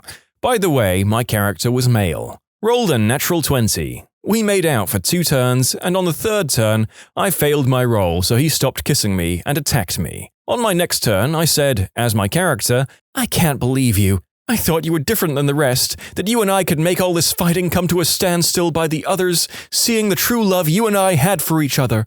I see that you just used me for personal gain and tossed me aside like common trash. I've never felt so abused in my entire life. Started crying and dashed away from battle. My DM said, he technically has an attack of opportunity to use on you, but he's not gonna use it. The other player convinced the enemy I made out with to come after me and beg for forgiveness. And he managed to take out one of the 2 people fighting him, and since the big barbarian had left, the other one got scared and ran. So we ended up winning the fight, I guess? The barbarian enemy became an unintended love interest for the next while, all because I didn't want my character to die. The old bard seducing an unlikely enemy trope. Even my biggest horn dog of a bard character has never gone so far as to try this, but I salute you for succeeding, my good fellow player. I always play with the same group of friends. They're good friends, but not the greatest D&D PCs. Said friends also have a tendency for their characters to change motivations rapidly without reason, even occasionally based on out-of-game info. I love my friends, but my patience was running thin with their play whatever is the most convenient attitude. In our most recent adventure, our party was mostly good, my witch being the lone, unknown holdout. Over the course of 3 to 4 play sessions, 6+ hours each, my witch began dragging each of the other characters towards evil. It started with simple acts like convincing the druid to summon squirrels to disarm a trap laid for us, and culminated in a cruel torture scene where I burned a man alive from the inside out to get info on our next target. After the deed was completed and no one stepped in to stop me, our DM announced that the entire team would have to shift their alignments to evil. They were all complicit and could no longer claim to be good. It was so satisfying to see my fellow PCs realize that the actions they took in character would have meaning, and they could not claim to be good while committing evil acts. Everyone's playstyle has evolved significantly since that point. Did you cackle in a suitable manner? You're gosh darn right I did. It was incredibly satisfying to watch them struggle with the implications it had on their characters. And for the record, I wasn't attempting to strip them of their agency. I only convinced the DM to change their alignment because they had the choice to stand up against me on multiple occasions, and time again decided to say and do nothing. I wanted them to show me how good they were, but there wasn't much to show. One of our party fell into a river while we were crossing the ford. She rolled a 1, a critical danger roll, and fell into the rapids and was washed downstream. Our DM was lenient about it and really didn't want her character to die yet, as it was our first epoch of the game. So he said to her, "Roll to see if you can cling onto a branch and pull yourself out." She rolls a 1. DM is like, "Okay, so the branch broke and you're getting pulled further downstream. Roll again to see if you can swim to shore." She rolls a 1. DM. "Wow, okay, so you see a bridge coming up. Roll to see if you can hang on to the side and pull yourself out." She rolls a 1. DM. "Are you kidding me? Okay, you missed the bridge, but there's an island in the river and you reach it exhausted. Up to you guys to see if you want to rescue her." Everybody agrees. We throw a rope to her to get her back across. DM. "Okay, so roll to see if you grab the rope." She rolls a 2. DM. "Okay, so roll again." Rolls a 3. "This is insane. Okay, roll a D8 to see if you grab the rope." She rolls a 6. DM. "Hooray! The team pulls you to shore. You survive. Somehow. You have acquired a new nickname, Toe Rag the Luckless." Probably when we met a friendly yet clearly evil lich in a tower. The poor paladin, the only good aligned character in a party of mostly evil, slightly trolly players, of course attacked him before we could talk to him and work out whatever we were here for. Whatever, all good with us, we helped him kill the lich. Then we discovered that he would only stay dead for so long. That just didn't sit right with us, so we prepared his tower a bit. We upper-decked his toilets, pooped on his coffee table, drew a picture of a horse doing the deed with a person on his door, we labeled the horse us and the person you, took the door off its hinges, raised the tower, destroyed its foundation, defecated on the rubble, and then left the door on top of the debris. All of this, of course, over the objections of our noble paladin, who just wanted to rid the world of evil. The direction the campaign took did not allow the character to come back, but I'm still expecting some GM retribution in a future game for that one. Totally worth it. My first campaign was with some twisted but hilarious friends. We had a couple of people with really high charisma and used the local townsfolk in unspeakable, but efficient, ways. At one point, we were accompanied by a local dwarven smith, with a martial past of some sort, and we needed to explore a creepy cathedral. Having heard some horrible skittering coming from the entrance, none of us wanted to go first, so we got the dwarf drunk and spoke of glory to be won in leading a courageous charge. Not content to simply scout, we also managed to hide several bottles of highly flammable liquid on him, for after the great victory, and poured a drink over him for luck. When he made his brave and glorious charge, a fire arrow in the back turned him into a rather unwilling bomb, and cleared out a nasty nest of spiders that lay in wait.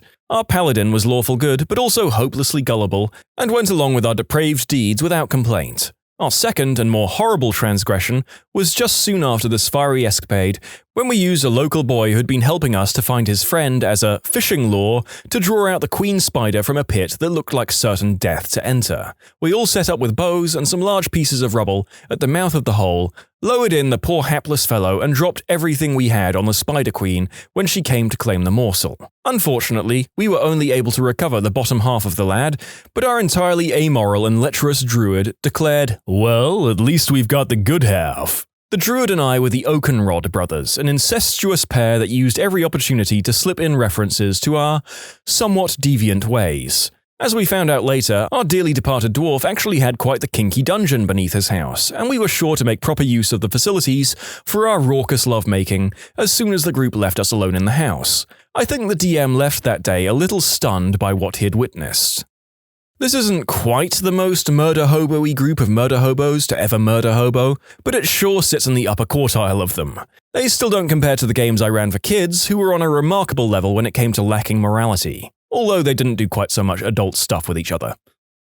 My players were trying to get a free room with a Thieves Guild password discount. The rogue knew the password because she'd infiltrated the guild, but when the group was asked the password, the rogue refused to tell them. The other two party members panicked and said super confidently, "Dip, dip, potato chip." Laughing my butt off, I decided that was worth 50% off the room, so the guild let them in. Starting a new campaign with new characters, my buddy decided to play as a Goliath paladin. Our characters were meeting at a tavern for a job. He decided that instead of walking through the door, he was going to kick it down. Fails the strength check with a +4. Twice. After being thoroughly humiliated and teeing off the barkeep by cracking the door frame, he tries to enter the door normally. Our DM has him roll dexterity because he's like 10 feet tall. Natural 1. He smacks his head on the top of the door frame and passes out. My party was en route to an island off the mainland that held a quest we needed to handle. On the ride, our DM decided to have us roll history to see if we knew anything about the island. 2 of us critically failed. My character no longer believed the island existed and was sure we would fall through the island when it finally came into view. Our bard believed it was full of big-chested Goliath girls. Another time, our DM had us roll for dreams. I critically failed, and our Goliath rolled a natural 20. His dreams invaded my own, and I had to sleep to him engaging in night-long festivities with other big-chested Goliath girls. The next day, I rolled pretty low on a charisma check at the blacksmith, and my character randomly yelled, "I see Goliath wangs in my dreams!" Good times. So far, all we've done was make our characters and a few scenes, but it was so fun coming up with random names that weren't so random, like Parry Hotter and Rilo Ken. Alcohol and lots of Monty Python references were involved.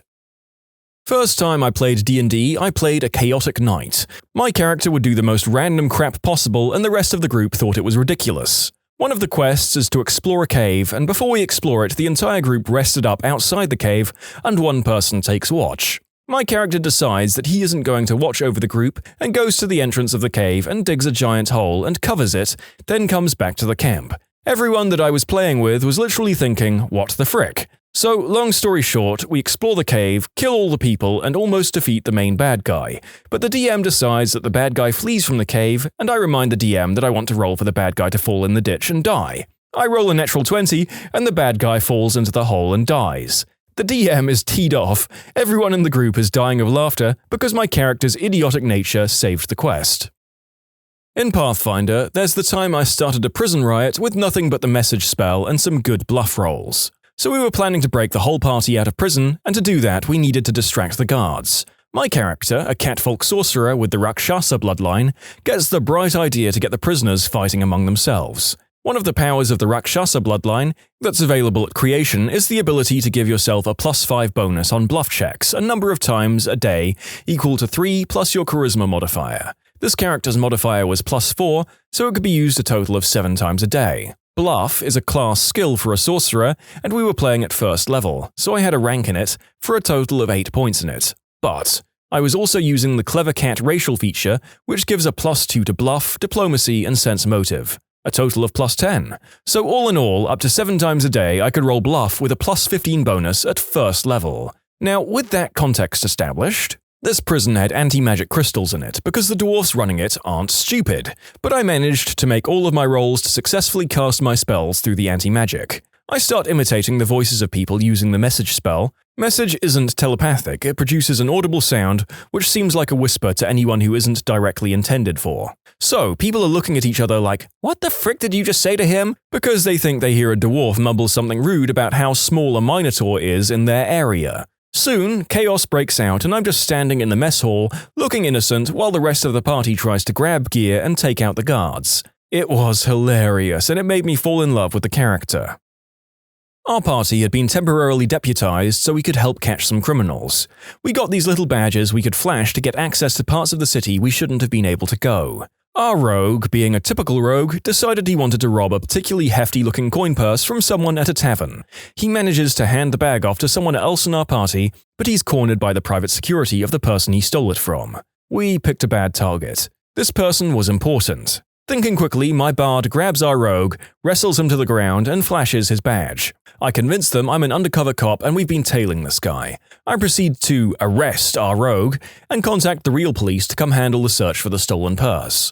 Our party ties the rogue up, drags him out of the tavern, and skips town with a purse full of diamonds before the real police get there. We could have chatted this person up, learned they were a famous jewel dealer, and gone on some big quest to help them in exchange for riches, but instead we Ocean's 11'd that crap and we were never heard from again. Have you ever witnessed a birth that was clearly a result of a cheating spouse? It wasn't at the birth, but I used to work for a urologist who did vasectomies. He did a vasectomy on a guy, then did the requisite 3-month and 6-month fertility follow-up test to make sure it worked. The 6-month test showed no sperm, so the guy was all set to not father children. Fast forward 2 years and he calls my surgeon fuming, ranting and raving about how they messed up the vasectomy and now his wife is pregnant. So Doc orders another fertility analysis. Of course, it comes back totally negative. A very awkward conversation ensued in the exam room that I'd have paid anything to eavesdrop on. The best part is, the couple left the office teed off, with the wife sticking to her story that she would never cheat on her husband, and the husband in complete denial that she'd ever lie about that. Last I heard, they were gearing up to sue or something, but I don't work there anymore, so I don't know what happened. Not 100% sure how those tests go, but I just laughed out loud at the thought of some dude angrily tugging away like, "Not my kid, I'll show you." These stories remind me of something I experienced firsthand the day after my son was born. Nurse: "So, your baby's blood type is A negative." Wife: "Like me." Nurse: "And daddy?" Me: "No, I'm an A+. Nurse: "You must be mistaken, that combination isn't possible." I'll leave you guys to it." Me pulls out phone and frantically Googles baby blood type combinations. Disclosure: the nurse was wrong. Props for checking first before attacking your wife. Yep, that's why he checked first, but if he attacked her straight away like some guys in these stories, they'd have one hell of a marriage to repair afterwards. A patient asked if both possible fathers could be in her C-section so that neither would miss the birth of his child. They'd figure out the details later. After a lot of careful consideration, because it did seem like a semi-reasonable plan, the answer was no, because it was too easy to imagine many scenarios in which a fight might break out in the OR and instruments go flying. Also, there's a pretty strict rule about only one person allowed with the patient in the OR. In the end, she brought her mum. You know what? Out of all the outcomes here, I think they definitely settled on the most sensible one. Possibly the only sensible decision leading up to that baby, who knows? We don't know the full story.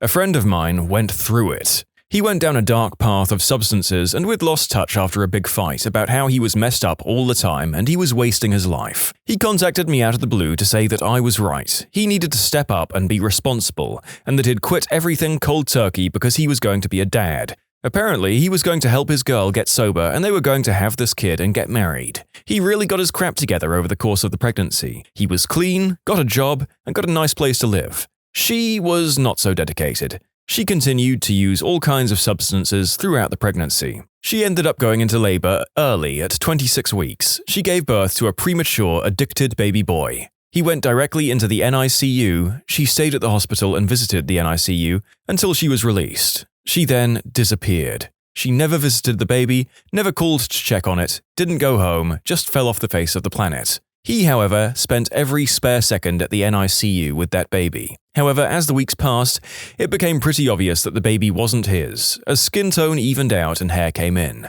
Chick was blonde with blue eyes. My friend is super pale blonde with blue eyes as well. The baby was clearly half Hispanic. He wanted to adopt the baby, but they wouldn't let him. The state took it and it went into foster care. It totally messed him up for a long time. He relapsed for a while and got into a bad car accident. He spent some time in the hospital and then got everything back together. He's married now to a really nice girl and rapidly had 4 kids that are his, with another currently on the way. Isn't that just the worst thing? What was so different about him than any other potential adoptive parents? At least he'd been there the whole time. At least he cared.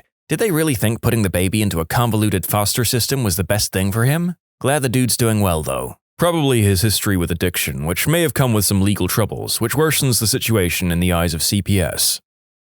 When I was born, my father was 100% certain that I was not his because his blood type and my mum's blood type couldn't have produced me. He punched a hole in the wall in the hospital and yelled at my mum refusing to sign the birth certificate because I have A positive blood. My mum has 0 negative and he was positive that he had AB negative because that's what his brand new dog tag said. He was in the army at the time. Turns out they'd misprinted his dog tags. All his old tags said A positive. In conclusion, a typo on my dad's army-issued dog tags almost caused my parents to divorce. To be fair, a misprint like that could kill him in other ways. But it's absolutely possible for an O negative and an AB negative parent to have an A negative baby. Like the only 2 blood types that couple could produce are A negative and B negative? Do you mean you've got an A positive blood type? I'm not a doctor, but when my godson was born, the nurse told us about this guy who had gotten 2 girls pregnant at the same time. They both wound up in the hospital just down the hall from each other, giving birth hours apart. What a lucky guy. When my mother was giving birth to my little sister, my paternal aunt was also giving birth to my cousin in the same hospital. My dad was back and forth between the 2 rooms often enough to get some looks from the hospital staff. Funny story that reminds me of this. My husband, then boyfriend, was in the process of getting divorced when I found out I was pregnant. His soon-to-be ex-wife found out a month later she was also pregnant from a guy she'd had a one-night stand with, not my husband. Prior to this, she was refusing to sign divorce papers because she hoped to reconcile even if he did have a pregnant girlfriend. Obviously, it wouldn't work out since she got knocked up by another guy, so she finally signed them. The similar part is that our due dates were 11 days apart. We had the same obstetrician and were set to deliver at the same hospital. My company switched insurances a week before I was due, and I got to pick a different hospital. Wouldn't you know it, we went into labor hours apart and delivered on the same day. Our obstetrician had to deliver my son first and then run across town to deliver her son. The OB did a double take when he saw my ex's family show up to visit her late after visiting us. They were the, "he may have divorced her, but we didn't" mind. His sister even stayed when she delivered to be her support buddy, even though she was officially with the one-night stand guy and his family was there. Our OB told us that may have been the most Jerry Springer thing she'd seen in a while. My friend was the delivery nurse for the hospital that all high-risk pregnancies go to. They're extremely busy and she's brought a lot of people into the world. She once delivered a baby in the parking lot by herself. This has come up on a weekly basis, but she shared the best story with us. A Caucasian couple come in and the mother is in labor. When the dude is filling out paperwork, the mother takes the doctor aside. She tells him there is a chance that the baby may be a different race than the father and to let her know as soon as the baby is born. The baby is born. The doctor turns to the mother and announces loudly, "Congratulations on your white baby boy." Well, this is fun. My wife's cousin, third, came out black. She's married to the pastiest Irish guy you can find. Their marriage didn't end, but this has created an interesting story. Grandma tells everyone that he is really just Native American. Her husband was half Native. He's now 15 and still no one in the family will admit that he's black. One of my colleagues in anesthesia once placed an epidural in a heavily tattooed lady. Apparently she had Steve's lunchbox tattooed above her hoo-ha. She gave birth. The OB-GYN turned to the father in the room and said, "Congratulations, Steve." The guy stated, "My name isn't Steve." No meltdowns or anything, just an awkward moment. That is brilliant. Also, what a tattoo to commit to. Clearly some misplaced faith in the longevity of a former partner's relationship. That'll be a painful one to remove. My mum is a labor and delivery nurse. One time she had a patient whose parents were present during her stay at the hospital. The staff there have a whiteboard with some general information about the patients like blood type, time spent in the wing, and like how far along. This information is nameless for HIPAA reasons and instead has a patient's number. So this patient happens to be the only one in the wing at the time. Her father was walking back from the cafeteria at one point and noticed the board. He stopped one of the nurses and asked if the blood type for the patient on the board was correct. He knew his daughter was the only patient there. It was B positive. The nurse confirmed it was correct. Turns out he knew his and his wife's blood type. He was O positive and his wife was A negative. The combination will never yield a B-positive baby. He brings his wife out and just points to the board, and this look of shock washes over her. In conclusion, father of patient in labor finds out his wife cuckolded him 25 years later by knowing his blood type Punnett squares. Did he draw the squares in the whiteboard? I would have totally done that. Funny story, I ran a lab in college, and we were teaching the kids about blood types. Kid insists that his parents were a certain type of blood and that his square had to be wrong. Came to find out he was adopted and had just found out through basic bio. Poor kid. I'm white and my wife is black. I'm a frog belly fluorescent white, think ginger light. My wife is earthy brown. No one would ever describe her as light-skinned. We have a daughter. She had a difficult labor and our daughter was delivered via C-section. She did not really get to see our daughter immediately after delivery. Later in our room she was dozing and they brought our daughter in. My relatives and my wife's relatives all commented on how my daughter looked so much like me and was not even close to the pigmentation of my wife. So I carried my daughter over to my wife and gently woke her and showed her our daughter, and said, "I don't think she's yours." We all had a good laugh. You can submit your own stories to be featured here on the channel. The story submission link is in the description below. And if you want to listen to some vibey music in the background, check out easymode, also linked below, and subscribe.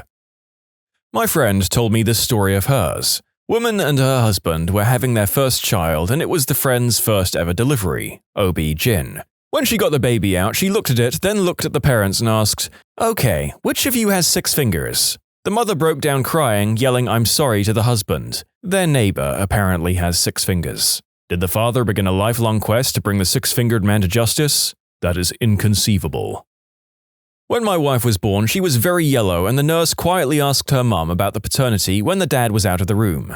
She was just born with a bad case of jaundice, and that nurse was an idiot. My husband is half Mexican and I'm of Native American ancestry. We both look pretty white though. When our son was born, he had plenty of the blackest hair and looked very yellow. They kept saying he was jaundiced. He was in the NICU for other reasons, but the tests didn't show elevated bilirubin. We kept asking when he could leave the NICU room with us as his condition improved. But two of the nurses kept insisting that he was also jaundiced and that they'd need to clear that first as my milk came in or through supplementation, using it like a threat to get me to supplement. Finally, my husband said, "He's not jaundiced, he's Mexican, damn it," and left the room. It was first time I laughed out loud in 5 days. The nurse was so flustered.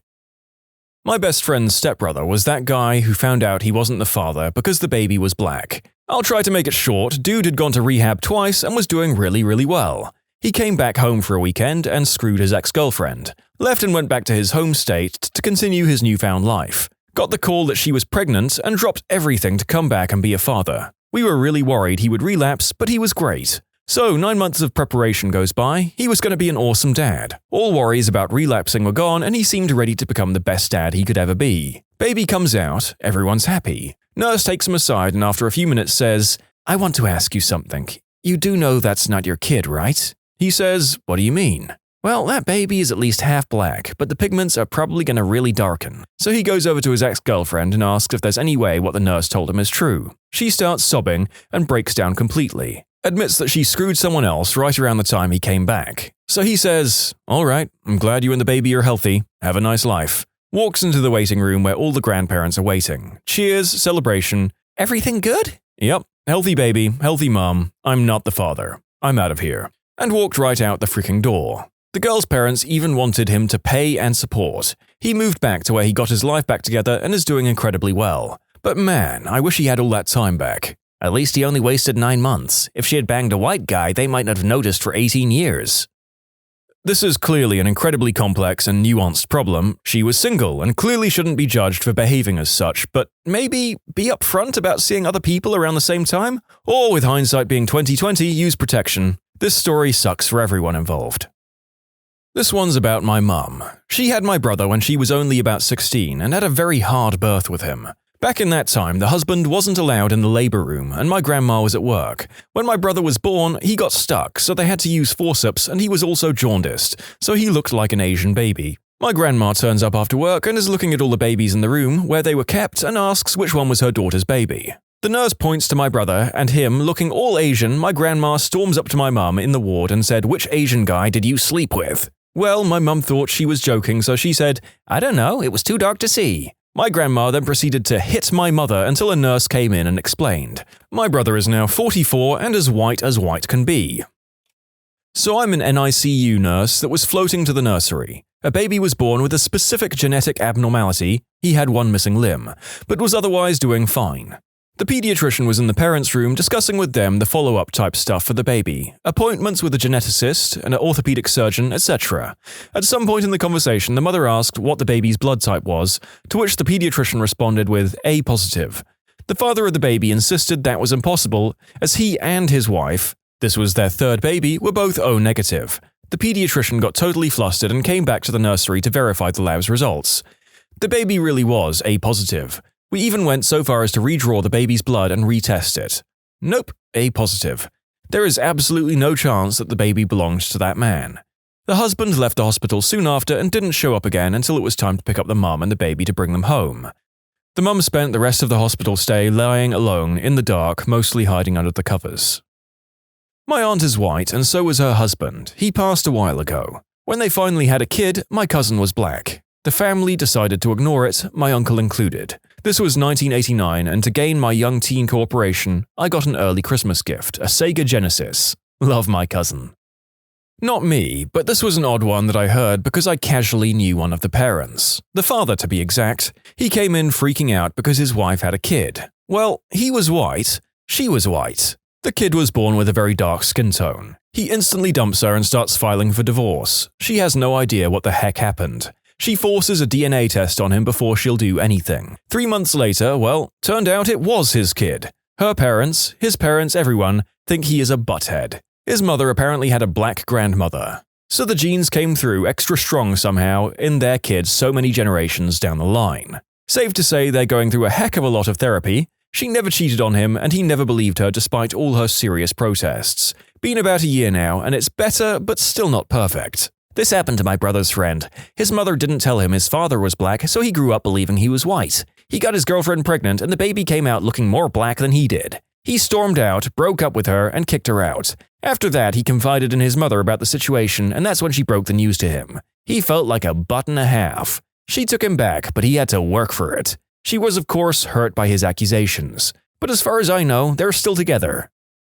My dad was a doctor, and he never told me about any meltdowns, but he told me they would deliver a lot of babies for unprepared parents. Teenagers, mums and dads with obvious substance or alcohol problems, legal problems, etc., generally not ready to raise a kid. For every one of those risky couples, it was usually teen parents who were 16 or 17, he would take a picture of the new mom and dad together holding the baby a couple of hours after the birth. Then a few weeks later, he would send the picture to them with a short note about how they'll make great parents and the baby is counting on them and just inspiring words in general. He has a whole photo album of the new mums and dads holding their baby in the delivery room when he was a doctor. And I have to say, it is some outstanding photography. Amazing stuff. And to tie these stories off with something a bit more heartwarming, let's have a nice long saga from small-town Illinois. I heard this from an old client who was an obstetrician. He was telling me stories about when he used to deliver babies at people's homes way back in the day. This was probably 15 years ago when he told me this story, and he was in his 80s. 83, if I recall correctly. Anyway, he was telling me about his son, and I asked if he delivered his own son. He said yes, and told me the most amazing, heartbreaking, and heartwarming story. In the late 1940s, the town ambulance/hearse/taxi pulls up at his little independent practice out in the boonies of Illinois. A volunteer firefighter comes in and says they have a lady in labor and they won't make it to the hospital, which is over an hour away. He tells them to bring her in. He delivers the baby and mum passes out. They clean her up, they clean up the baby. All seems normal. The mum wakes up and the doctor comes in to give her the baby. She starts screaming, "Get it away from me!" He's all confused and can't figure out what's going on. She keeps flailing around and screaming that she doesn't want to look at it. The doc takes the baby out back and comes back. She's calmer but still looks frantic and terrified. He talks to her and she just stares at him like he's got 9 heads. He finally asks, "Well, what do you want me to do with your son?" The mum stays silent for a long time and as he's getting up to leave, she quietly says, "Can you get rid of him?" The doc asks what she means. She says, "You know, just make him maybe go to sleep so he won't wake up." He said it took everything for him not to beat this woman to death right there and then. He went off on a tangent about how much he loved his work, working with all the new mothers in these little towns full of salt-of-the-earth people with great family values. On and on about how happy it made him bringing life into the world and this woman wanted him to murder her baby. He asked why and she ended up saying that her husband is in the military and it's not his baby. She couldn't let him find out. He kind of understood her rationale for not letting her husband know, but murder? So he suggested family, an orphanage, and other options back then, none of which seemed appealing in my mind. She said no to all of them because she couldn't risk this coming back to haunt me. He told her he'd see what he could do, and he let her rest. The next day, he tried talking to her again, and she was just more adamant about making it sleep. She said she wanted to hold her baby. He refused since he thought she had tried to kill him herself. She went nuts. In the end, he sent her home and told her that he had given the baby to his brother, who was a pastor and was unable to have children. He promised he'd never tell anyone, even the kid, who she was. Then he said he taught her a lesson. If she ever found herself pregnant again, she would come to him whether it was her husband's or not. If he ever found out she went elsewhere, he'd tell everyone the story. He said he did this because he was afraid she'd get knocked up and kill the next one. And he knew he'd find out if she went elsewhere because he was the only baby doctor for 5 towns around and knew other doctors at the hospitals. Of course, she could have delivered at home on her own, now that I think about it. She never had any other kids as far as the doc knew. And he said he did check up on her once or twice with his colleagues. Supposedly she died from a substance overdose a few years later. The doctor and his wife raised that baby as their own son. His wife wasn't able to have kids. The pastor brother was just BS, and it was to make her think he'd already given the baby away. He eventually told his son a very watered-down version of the story when the kid was older. The kid ended up becoming a plastic surgeon and has like 9 kids of his own. He's doing very well, he's very happy, and he probably would have never had a shot had that small-town fireman tried to press on to the hospital and wound up delivering the kid in the middle of nowhere. He was convinced she would have delivered and then smothered the baby by the time they got to the hospital. In conclusion, lady gets pregnant by another man, her husband has no idea because he's in the military. She ends up at a small-town doctor and wants the doc to kill the baby so her husband doesn't find out. Doc raises the baby with his barren wife, and the baby grows up to be a brilliant surgeon who gives the doc tons of grandkids and a huge family he never would have had otherwise. Was your hangout with a celebrity better or worse than expected? Absolute best experience of my life. I ended up running over Bruce Willis. If you ever get a Make-A-Wish, ask to meet Kevin Smith. I was a bald, chemo-y freaking mess. My dad contacted Make-A-Wish. They came out and asked me what I wanted. I said, him. And within a week, our tickets were bought for us and our trip was planned. Usually takes weeks or months for celebrities to get back to Make-A-Wish. Kevin had whisked us out to New York to meet him on the set of Cop Out, which was then called a different name. He met me with the biggest bear hug of my life, and he was the nicest, sweetest, most genuine celebrity I could ever imagine. I spent the entire day on set, met Tracy Morgan, Bruce Willis, manhandled all of the equipment they would let me touch, and in the middle of it all, Kevin says, "Hey, you want to be in the movie?" "Yeah, I want to be in the movie." "Okay, I'm going to have you run over Bruce Willis." "Thanks, Kevin Smith." So if you watch Cop Out, I'm the student driver that runs over Bruce under the L train. At the end of it all, he invited us back to his penthouse overlooking the Statue of Liberty and let us see the rough cut of Cop Out. I spent all day and night with him. My life has been miserable in comparison ever since. When I was about 12, my mum won backstage passes to Huey Lewis and the News. I met Huey Lewis and then we got to sit in the front seats. He routinely pointed and sang at us throughout the show. Unfortunately, this was 2004, so I was surrounded by middle-aged women screaming at him. He was a nice dude, even though my mum told him I sang one of his songs as a little kid and named a song that wasn't his, as we learned a couple of months ago. He just went along with it. My father-in-law got in an elevator at a convention. Huey Lewis was in it. My father-in-law says, "Oh wow, you're Huey Lewis." Huey Lewis responds, "Oh wow, you're Doug last name." Father-in-law is in shock and asks how he knows his name. Huey Lewis then points to the convention name tag my father-in-law is wearing. When I was like 4 or so, I won a contest to have lunch with Lou Ferrigno. This was in the late 70s or early 80s when the Incredible Hulk was running, and I was a huge fan, so I guess I was totally disappointed to find out that his skin wasn't really green. I also remember that we had funnel cake. Yum. About 5 years ago, I won a competition to spend the day with Hugh Jackman on the set of Baz Luhrmann's Australia. Was the nicest, most sincere guy. Never forgot my name and introduced me to everyone. Total legend. He's one of the few actors you could never convince me was a crappy person. I saw a video of him recognizing a reporter at an event as a student of his from when he used to be a teacher. He seemed so happy about it. Yep, Hugh Jackman seems like an absolute delight from what I've seen. It takes a guy with a good, humble sense of humor to engage in that kind of joke rivalry with Ryan Reynolds and look like that much of a jerk. Won a contest a couple of months ago to see a private Cage the Elephant show, and got to chat with them for a bit afterwards. Really cool, funny guys. Gave me a shout out later that night during their actual show. The private concert was pretty awkward though. In 2009, I entered a vitamin water contest to meet Adrian Peterson just for the heck of it. I ended up winning. I got to talk to him for a solid 2 hours, then watched a movie with him. I got to bring my dad with me, and we both had a fantastic time. He's my dad's favorite player, and he nearly broke both of our wrists with his handshake. I also got an autographed jersey that I got framed. He was extremely pleasant and seemed genuinely glad to be there. Oh, and I got a year's supply of vitamin water, which was pretty sweet. Ever since that experience, I've entered every contest I've come across. When I was 10, my dad took me to a Kiss concert.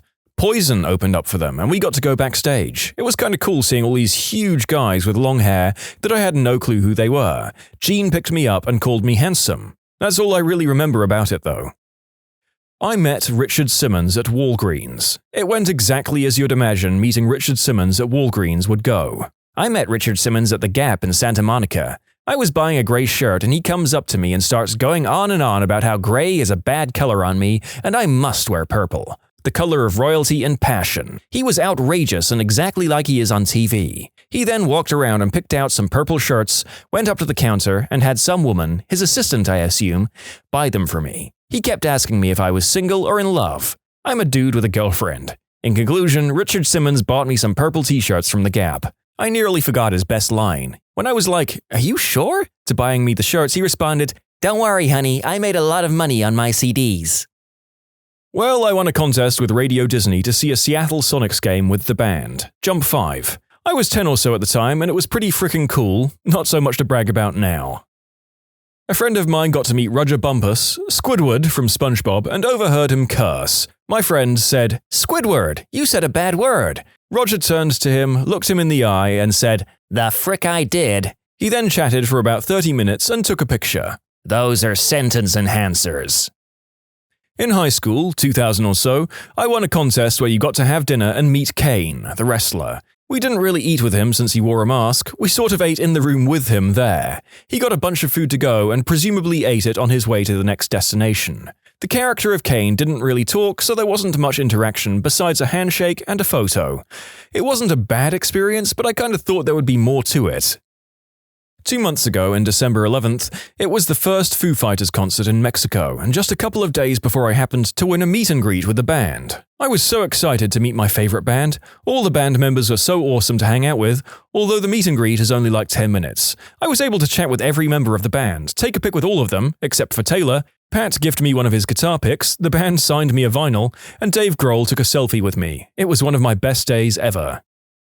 I met Hanson by winning a drawing thing they do for their fan club after most shows. I've been a huge fan since I was 12. The three of them arrived looking rather glazed over, shook our hands and took pictures without asking us our names, or saying anything other than a polite greeting, and went on their merry way. Polite but impersonal. You could definitely tell that they'd been through the motions too many times. My mum won a radio contest to hang out with Ludacris, and I got to tag along. It was pretty cool, he's an awesome guy. He had complaints about whoever thought it was necessary to tell the caterers to bring so much chicken. He just talked about what his life was like and what it's like now. He learned everyone's name and signed a ton of stuff. Didn't get to spend as much time with the band though, just a meet and greet, a few questions and a quick show. It was fun, the band is awesome. Also, they love to have fans come up and sing with them, which is one of the coolest things I've seen a band do in a while. In 2001, I won a trip to Hollywood and a meet and greet with Jennifer Tilly. She was an absolute peach. Friendly, bubbly, personable, gorgeous. Everyone was telling how much they enjoyed her in Bullets Over Broadway. I was the only one who told her that I loved her in Bride of Chucky. She giggled and told me that was her favorite too. I've loved her ever since. That's sweet. I imagine doing a schlocky horror film would be tons more fun than most other productions anyway. Awesome. When I was maybe 12 to 13 years old, there was a contest on the radio to win a free lunch with Buzz Aldrin. First successful trip to the moon and the second guy to step foot on the moon. Apollo 11.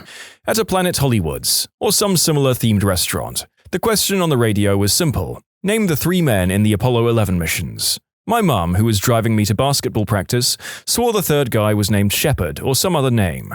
But I, a kid who was into space for a bit, knew that it was Neil Armstrong, Buzz Aldrin, and Michael Collins. My mother pulled the car over, called in, got through, and used my answer instead of hers. We won. I got to skip school to go to the restaurant and get a free lunch. I barely got to meet Buzz Aldrin though, and this was probably around 1997 to 1998-ish, so Buzz was in his mid to late 60s. He had a table set up, and he was signing autographs. I bought an original Apollo 11 poster my mum had saved away in the closet. Totally forgot how or why she had a vintage 8x10 glossy prints of all the astronauts and a super cool metallic print poster. But basically, I said hello to an old man, told him I knew the answer to a radio show, got some things signed and a photo was taken. Then I sat down and ate a burger with my mum. Pretty but hey, I got to skip school. In conclusion, won a radio contest with Buzz Aldrin of Apollo 11. I was pretty young and I didn't care. A couple of years ago, I did a science history project on what was going on at NASA ever since we landed on the moon. Well, one of the bits I was excited about was the trip to the moon to bring back a whole bunch of samples. Harrison Schmitt was the first and last pure scientist to go to the moon. Most of them are pilots and ex-military. He was a geologist, to be exact. He brought back 218, I think, pounds of moon rock, including helium-3. I called him for a project, but I kept getting his personal aide. She said she would have him call me back ASAP, but I didn't get a call for a week. Then I called like 3 times in a row, and I hear a little old guy on the other side of the phone introduce himself. I talked to him for like 45 minutes, shaking the whole time. I asked him questions like, how did he regulate body temperature? He said, the sun actually made it get quite hot inside the suits while they were digging for rocks, so they had what he described to be liquid long johns. Asked him about his work with helium-3 and nuclear fusion, and he said no one's excited about science anymore, so there's not as much funding as there needs to be. Last, the cheesy question of, what does weightlessness feel like? And he replied that it felt like never coming back down while jumping on a trampoline. I ramble, but he was a really nice guy. When I was 3, 1993-ish, my mum won tickets to go see the Wiggles at the Fremantle Town Hall. Anyway, once the show was over, me and my friend kept on dancing and playing in the hall while our mothers talked. We were only 4 left. As the Wiggles were leaving, they noticed us and played with me and my friend for about 20 minutes. You can submit your own stories to be featured here on the channel. The story submission link is in the description below. And if you want to listen to some vibey music in the background, check out easymode, also linked below, and subscribe. My dad worked on Ninja Turtles 2: Secrets of the Ooze.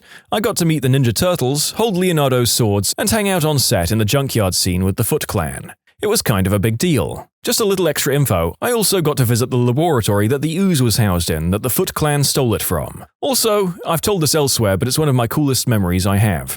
After visiting my dad on set, my mum and I have to go leave, and as we drive outside of one of the giant sound stages, there are 2 guys, a prop master and costume guy, machining something metal. Sparks are flying off this workbench. Hard to tell what it was at first. As we get closer, I realize that what I'm looking at is none other than Shredder's helmet.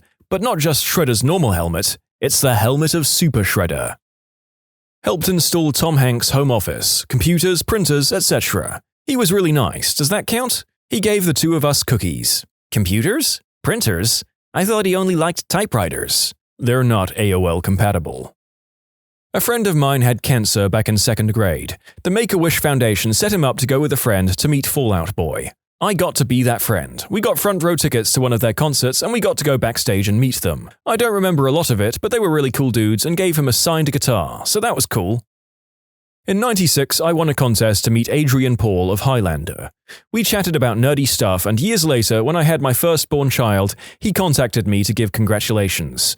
I still to this day don't know how he had my number or knew we were expecting. Pretty cool all around. I won a contest for a meet and greet with Cascade, general admission floor tickets to his AmITheA show, and VIP tickets to his after-party. Cascade was great. He came on the tour bus after the show, and I was able to talk with him about his favorite tracks and how it was like to be a DJ as well as the past gigs he went to. He really loves his fans, and I was lucky to get an autograph and picture with him. Some other people weren't so lucky because of Cascade's time constraints. Overall, a pretty awesome night. I found out I won at 3 p.m. on the day of the show, so I was kind of ecstatic. I was in the middle of stressing out for a licensing exam I was studying for, so this was the perfect stress reliever. Not to mention, I only spent $20 the whole night. Back in 2009, a friend of mine got us backstage for 9 Inch Nails for a quick band meet and greet. Trent had been someone whose music got me through adolescence, so I was pretty amped to meet him. When it came time, I walked up, we did the standard, everyone pose for the photo, and afterwards I said, "This is random, but I've got to know, are you a Dig or Reddit guy?" He looked at me, and I'll never forget this. "Actually, dude, Kevin Rose is a good friend of mine. I'm definitely a Dig guy." Oh well, I'm the co-founder of Reddit." "Geez, I'm sorry, dude." I thanked him for the photo and walked away. It was still a great show, and things worked out okay in the end. The moral of that story, kids, is to never meet your idols. Back in 2009, Dig was our chief competitor. It wasn't a platform for communities, just a single community, but the social news part was similar enough that everyone called us competitors. For anyone wondering, the person writing this story is verified as the actual co-founder of Reddit, and I'm honestly just including him on here because I can't believe that his testimony came up in my scriptwriting process about meeting celebrities. When I was 15, Tweekend had just been released. I got one of the first copies, which had a contest to win tickets to Cyberfest, a huge concert, 5 stages or something, with backstage VIP passes to meet the Crystal Method. I won. I never win anything in my life, never ever. My mom wouldn't let me go. I didn't have an appropriate person to go with and give me a ride, someone she was sure wasn't on substances, and she didn't want to chaperone me. Goodbye $200 tickets, goodbye. I still haven't forgiven her for that. That's fricked up. I could maybe understand couldn't chaperone, but didn't want to is not a good enough excuse for making your kid miss something that cool. I totally agree. I mean, I went to the Justin Bieber movie, for Christ's sake. My eardrums will never be the same. This guy's mom should have bit the bullet and just gone to the concert. I won a contest to see and hang out with Less Than Jake perform an acoustic guitar concert at a guitar store. They were extremely nice and even drove me to their concert that was later that night. I always remember that it was in November because we talked about Thanksgiving traditions and they each talked about how awesome certain foods their grandmas made were. When I was like 8 years old, I got a backstage pass to a 98 Degrees concert. The Baha Men were the opening act, and my dad and I got to hang out backstage with them for like an hour. They were the nicest dudes. My dad told them I liked to sing, so they let me sing My Heart Will Go On for them. Then they autographed a CD for me and gave me a shout out at the concert. Never got to ask them who let the dogs out though. Me and my cousin hung out with RuPaul once. He tricked some random guy into thinking he was an actual woman. It was pretty funny. I know we had pics, but I honestly can't find them anymore. Through a really convoluted connection, I was able to hang out backstage with The National, specifically with the drummer Brian Devendorf. He was extremely nice and went out of his way to pay attention to me and my friends. In retrospect, I feel bad because he seemed exhausted after playing a hell of a show. But he was still so intent on being sociable with us rather than just zoning out and having some beers, which probably would have been 1,000 times more appealing. He told a cool story about jamming with Bruce Springsteen, and then said he felt awkward about telling the story, as if I would think he was bragging about being a rock star. I think everyone involved was just interacting on a weird self-conscious level, which reached its apex when my friend, who was super drunk, asked him, "So what do you do exactly?" Having just watched the entire show and spent a good 20 minutes with the guy, we politely excused ourselves and let him move on with his evening, almost immediately after that. When I had cancer, my aunt asked me who I wanted to meet that was famous. I asked for Rick Mercer. 4 days later, he was on my couch drinking an Alexander Keith's. We ended up exchanging numbers, and we have been friends ever since. He even got me and Alex Lifeson of Rush to become friends. Not the exact type of answer you're looking for, but better than a friend of a friend met. Ooh, I've got one. When I was real young, my dad and me went to go meet Robert Englund. He was signing autographs and he was saying it was always nice to meet his fans when my dad said, "My sister-in-law is terrified of you." Englund responded, "Is she home? Do you have her number?" Robert Englund, my dad and I went over to a payphone where he dialed the number and waited for her to pick up. My aunt said, "Hello?" Robert Englund, as Freddy frickin' Krueger, "Is this the sister-in-law?" "Yes, who is this?" "I'll be seeing you in your dreams tonight." Then he hangs the frick up while cackling like a madman. So yes, sometimes meeting your heroes is as awesome as you would expect. Once I won VIP tickets and a meet and greet to go meet the Dirty Heads. I arrived, did the usual pictures with the group, and then we went on the tour bus to hang out before the show. Absolutely the most boring people I've ever met. I'm sure it's because they were on Green Herb, but 2 of them laid down for a nap and the rest were just smoking and chatting amongst themselves. I ended up just chatting with the tour manager. I would have rather just stayed inside the venue and met people there rather than the band. Glad it wasn't for the entire day. Maybe 15 years or so ago, my friends and I went to a horror convention in New York. One of the featured guests was Tom Savini. At the time, my friend Tony was super into horror makeup and a big horror movie buff, as all of my friends were. At any rate, I guess none of us knew Tom was going to be there. So when Tony found out, he got wet his pants excited about it. I've never been the starstruck kind, so I was sort of weirded out by his behavior, but figured he'd cool his jets when he finally got in line to meet the guy. Nope. Tony's steadily getting more and more visibly anxious and he keeps telling me, "Guy's my childhood hero, you know, man?" I get it, I've loved Savini too since I was a kid, but I guess Tony just got super stoked for meeting the guy or something. So we get to the front of the line and I shake Tom's hand and go, "I love your work, man, keep doing what you do." And I turn to Tony expecting him to introduce himself, and Tony literally has his hands covering his mouth in that 7-year-old girl who just met a Disney princess at Disneyland pose. Except this is a burly, bearded 27-year-old wearing an Eraserhead t-shirt.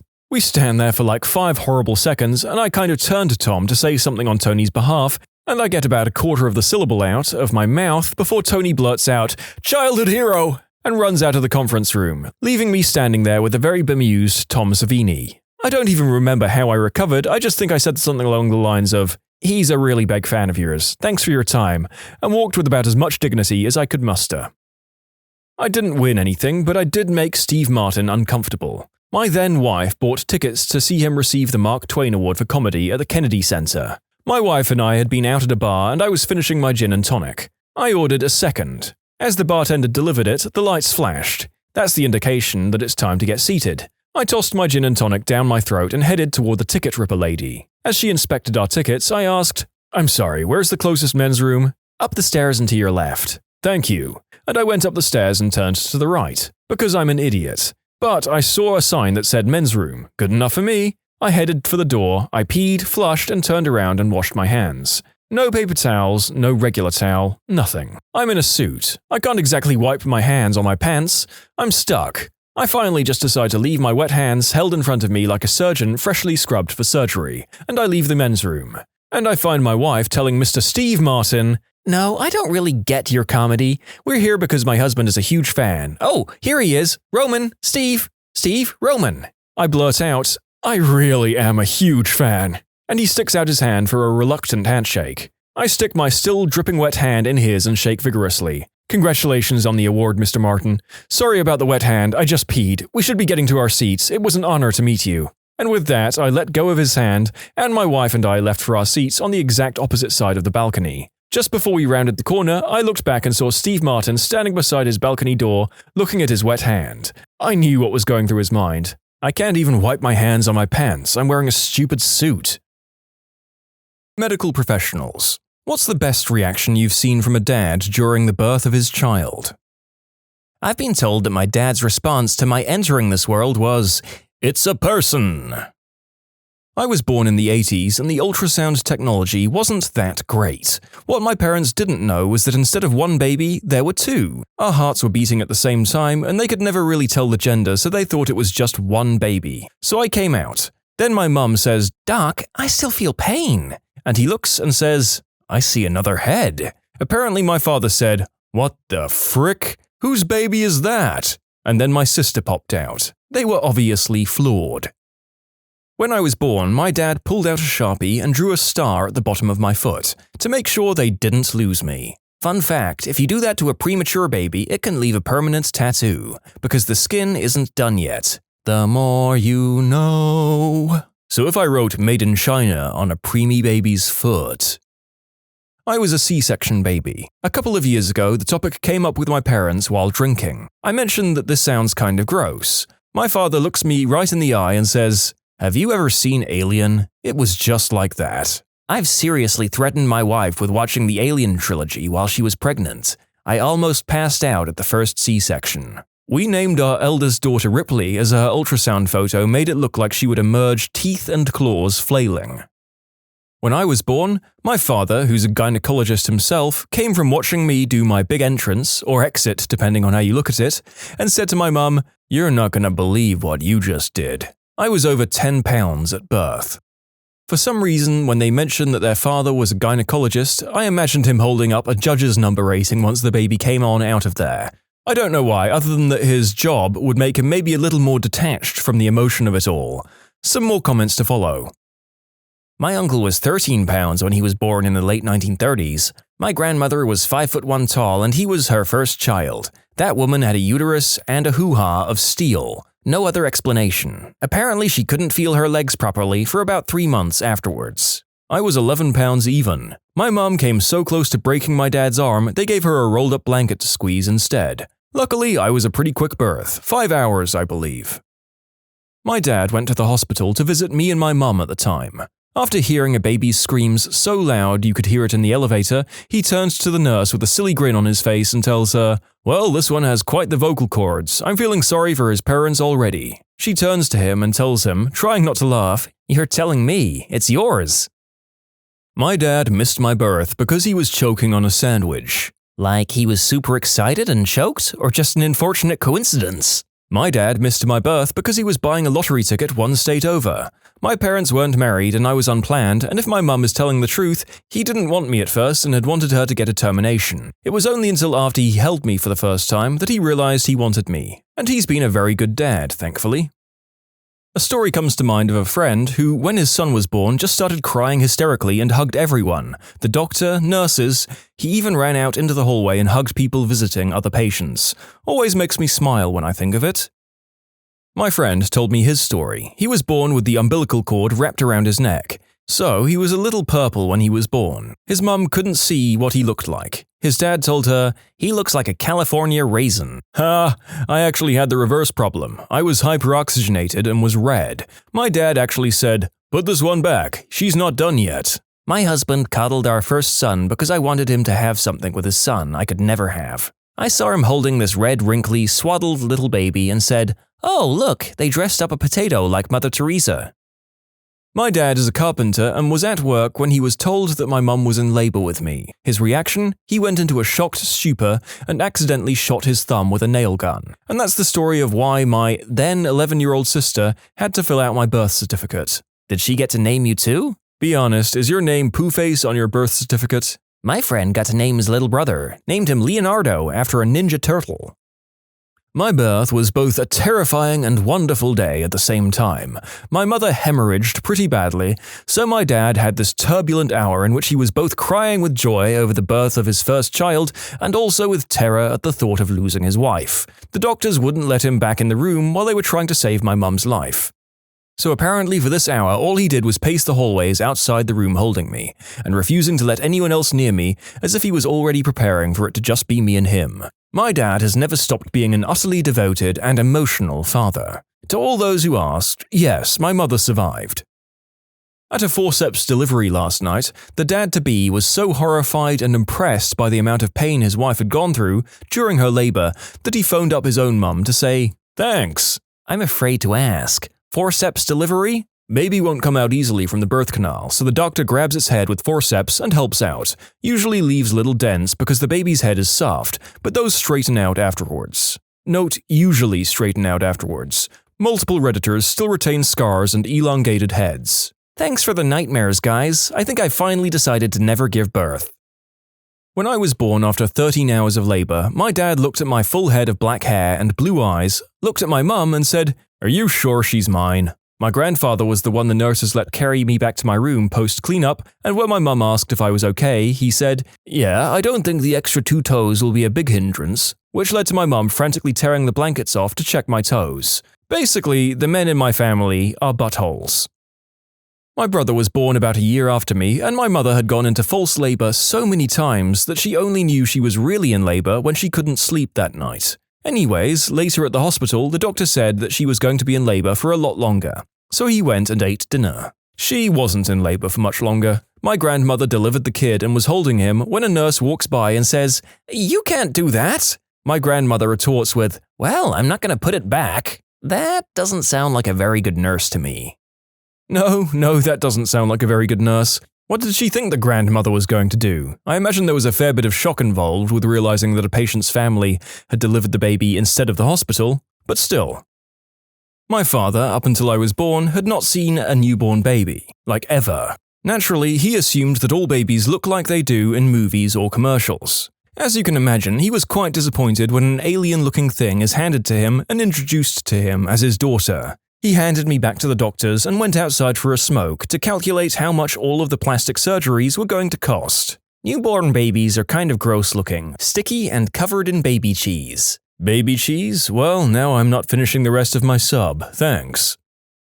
My own husband, during my first C-section, the doctor asks if he wants to look over the curtain at the baby being delivered. He looks over, looks back with a look of horror. "What's wrong?" "Your insides are on your outsides." I will never forget the look on his face or the sound of his voice. "They're ripping you apart," is what my husband said in that exact situation. "They're tearing you apart, Lisa." When my mum gave birth via C-section to my brothers and I, triplets, the doctor asked my dad if he was okay watching the operation. My dad's response, "Oh yeah, it just looks like you're gutting a deer." My mom watched the second C-section, my husband had watched the first, and it fully satisfied his curiosity about where babies come from. She told me later that they hauled everything out, cut out the baby, then according to her, they stuffed you like a turkey to put everything back in. When I was born, they took me off immediately to clean me, take my footprints, bundled me up, and whatnot. I guess the 2 nurses were in a bit of a hurry and were doing both at the same time, and I managed to get a print of my left foot twice instead of a left and a right. Apparently, upon seeing the prints, my father became extremely distressed and literally ripped the blanket off me to make sure I didn't actually have 2 left feet. When my older sister was being born, my dad was in the room. He was so excited to watch that he screamed, "Honey, you gotta see this!" My mum said deadpan, "I'm a bit busy, can I get back to you, dear?" Kind of on topic, my mum said that when she woke up my dad to tell him her water broke, he jumped out of bed and started sweeping. She asked what the frick he was doing and he said, "I have to clean, the baby is coming."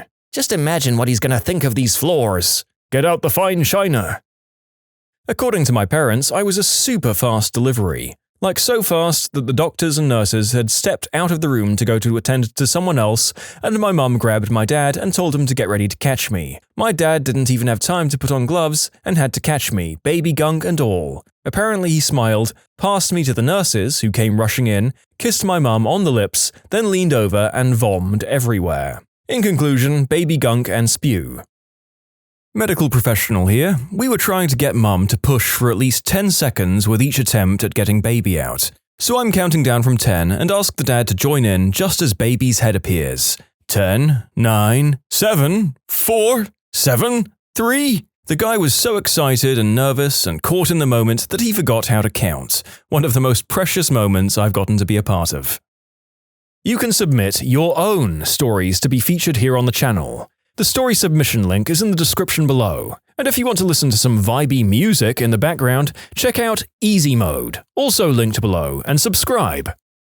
My mum wanted to deliver me naturally, but there were complications. My head was way too big. My mum was still trying to push when the doctor realized he would have to perform an emergency C-section. Apparently they put the bars up on the side of my mum's bed, rushed her out of the room at full speed and turned the lights off, leaving my dad stranded alone in a hospital room by himself.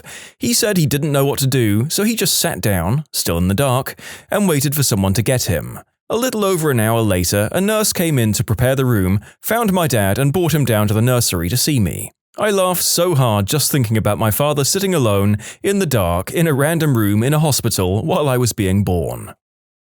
My father's son is a very well-educated, well-spoken man. He was with me in the hospital room when I gave birth, and the first thing he said after seeing our son the first time was, "Oh my God, look at his balls. They are huge on a newborn. Now I'm curious, but I don't want to search for baby balls."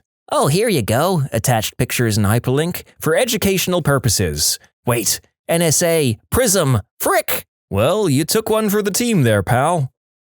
My mum went into labor late in the evening. My dad was asleep, he had to work early. She went in and said, "The baby is coming, get up." He replied, "Calm down, it's fine, go have a cold bath." So she had my grandma take her to the hospital. In my dad's defense, if he sleeps as heavily as me, he probably wasn't even awake for this. My biological father was out drinking while I was born. My mum's best friend and the man I consider my father was there the whole time and used to tell me all the time how I could fit in one of his hands. Each time he told me, he looked teary-eyed. I'm curious as to whether this was a small or premature baby, or whether the fine father figure in question was in fact an enormous giant, or whether he was rocking gloves like Uncle Jack from Always Sunny in Philadelphia. I was born on Father's Day, haha, funny story. My dad got tennis rackets and tennis balls as a Father's Day gift, so he was playing with them in the basement, hitting balls against the wall when my mum went into labor. So she yelled at him from the top of the stairs that the baby was coming, and my dad, he says, "Okay dear, I'll be down here playing tennis." She was livid. I was born in the 80s and my dad was in the operating room. I have a few older brothers who are all born naturally, but bro number 3 did some damage on the way out, so I was born via scheduled C-section, something my parents weren't really used to. My parents didn't know the gender of their new baby, me, ahead of time, so it was going to be a surprise. The surgeon put his hand in my mum's abdomen to reach for me and yelled to the room, "It's a girl," before getting me out. My dad was so excited he just blurted out, "How can you tell?" And the surgeon looked at him with a sarcastic face and said, "She's wearing earrings." When my dad was born, my grandpa wasn't even there. He was asleep in the lobby of the hospital. The doctor had to go and find him to tell him he was a father. When he came into the delivery room and the doctor showed him my dad, he only had one thing to say. I thought they were supposed to be cute. My dad always said I looked like an undercooked lizard. It was a Sunday and my mum was in labor with me. The doctor comes in and asks, "How's it going?"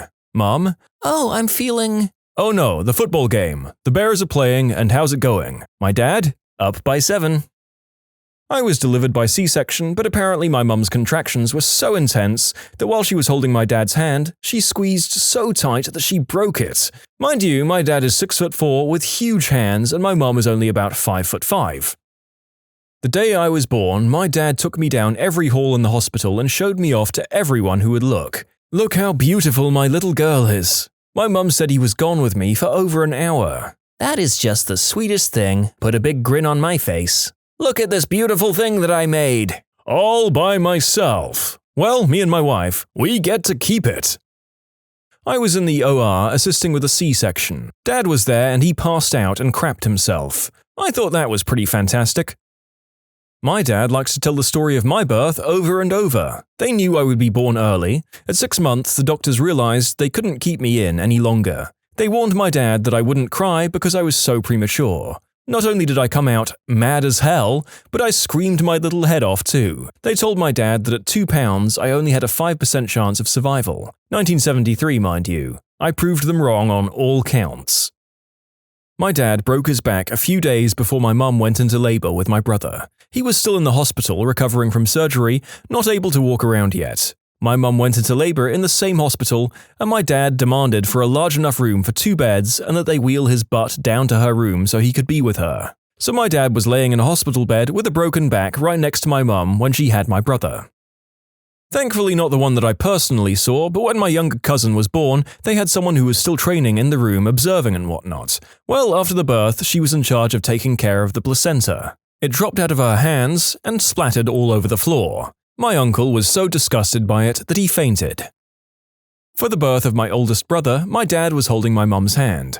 After he was born, my mum noticed he was still rubbing his hand. She asked him why he was rubbing it, and my dad said, "Well, he was squeezing my hand pretty hard." My mum asks, "Why didn't you tell me I was hurting you?" Dad says, "Well, I figured you were probably in more pain than I was." They've been married for 31 years and they both endured 4 more childbirths. Oh, my dad started freaking out so much when I was born that he stole my mum's oxygen mask for himself. The doctor started yelling at him about how the baby, me, needed the oxygen and had to steal it away from him. An older resident once told me the story about how he was working in New York City in his youth. There was a blizzard and a guy couldn't get his wife to the hospital in time. She gave birth at home and they brought them in to check up on the baby and mother. The dude is obviously in shock from the delivery and keeps saying, "I told him," the baby, "to stay in there. I told him to stay. Not an hour old and he's already stopped listening to me." Cracks me up every time he tells it. I'm just getting a hilarious mental image of this guy screaming, "Stop! Stop!" at his wife's hoo-ha. When I was younger and mad at my parents, I told them that I hoped I was switched at birth because there was no way I could be related to them. My mum said that wasn't possible because my dad literally never let go of me when I was in the hospital. He stayed with me the whole time because he was afraid someone would try to switch their crappy baby with his awesome baby. When my brother was born, his head was like a lemon being shoved out of a birth canal. My dad looked at him, then asked the doctor if his head was going to stay like that. He also wrote my name wrong on the birth certificate. I love my dad.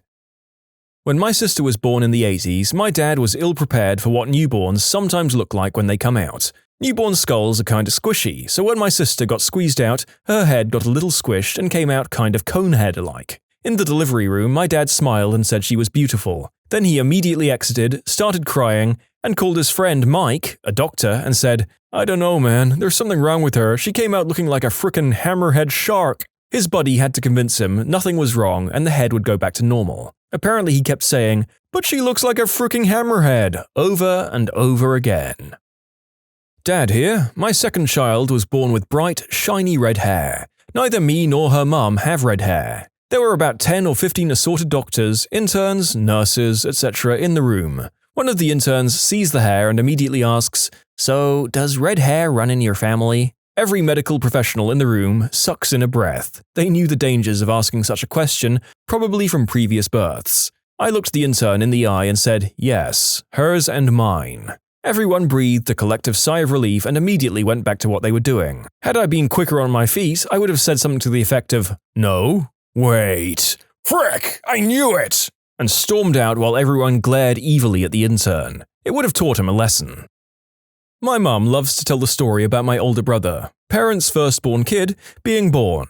They got to the hospital around 2 a.m. and after the initial examination, the doctor said it was going to be a while still and disappeared. An hour or so later, the nurse says it's getting to be time, so she goes to find the doctor and she can't. He's not answering pages or anything. There was a trash can at the foot of the bed, and my dad started freaking out, yelling about his first kid is going to be born straight into a trash can and what a horrible start to life that is. Another nurse calmed him down just in time for the doctor to show up yawning. He'd fallen asleep somewhere and nothing was waking him up. I worked in the local EMS system for about 6 years. In that time, I've become acquainted with a lot of the floor staff. Before my son was born, we arrived at the L&D unit and I was greeted by the staff warmly and excitedly. They made sure that both my then wife and I were treated with the best of care. Fast forward to 40 hours later. She had been in labor for 36 of them. I have not slept at all in that time frame, nor have I eaten. I was too nervous to leave her side, worried that I would miss the birth of my first child. The moment arrives, she's crowning. I'm there holding her hand and being comforting as I can when it hits me like a sack of bricks. Holy crap, you're about to have a kid. You, the irresponsible paramedic. You're about to be responsible for another human being. That played on repeat in my head. As my gorgeous son is delivered, the combination of exhaustion, stress, and hunger took me out. I remember the nurses say, "Wow, he looks really pale. Oh crap!" Then a whiteout and a thud. I waked up to the ED staff and some of my fellow EMS crews and L&D staff standing over me. To this day, I have not yet lived down that I, a 6'1", 300-pound ex-rugby player paramedic, was knocked out by a newborn who was 21 inches long, weighing 7 pounds 11 ounces. I love that story. What's the craziest advice someone has given you about your pregnancy? I was about 8 months pregnant. I said something at a family dinner one Sunday about how I was scared of labor. My gram shouts out, "You know, you should smoke a blunt." Now, my family's open about their green herb use. Most of my family will smoke from time to time, but my grandmother has never smoked in her life, so I was a bit confused. I just looked at her, and she keeps on going, "If you smoke blunts well into your labor, it will keep you calm and help the pain. I'll find you some green herb. Just smoke it in the bathroom of the hospital. But wear socks. You have ugly feet, and the doctor won't help you if he sees your cracked heels." My Grammy sure is something. I didn't take her advice, and the doctor delivered my baby even with my cracked heels. And once I had the baby and could reach my feet again, I made sure they weren't cracked anymore. Got severe itching all over my body during the 7th month. Did the routine test for liver function, all normal. Colleague advises, rub your husband's underwear which he has left for wash or laundry all over your body as a remedy for itching. No, I did not follow that advice. Oh, I was told that I need to shave down there or the baby will get carpet burn. Like, what? I feel like shaving down there would be the thing that gave the baby stubble burn. When I was pregnant past my due date, a co-worker advised me to drink cod liver oil mixed with vodka. Apparently, this mixture would upset my digestive system, give me horrible diarrhea, and thus trigger labor contractions. To clarify, I did not drink this combo to help with being overdue. I ended up several days later being medically induced, and the labor delivery was swift and baby healthy. He's a grown man now. That I should drink her crappy MLM aloe vera juice every day. It's not advisable for pregnant women. I knew when I started this story collection that it would be full to bursting with homeopathic crap, and I think we've done quite well to have this be our first story about it, to be honest.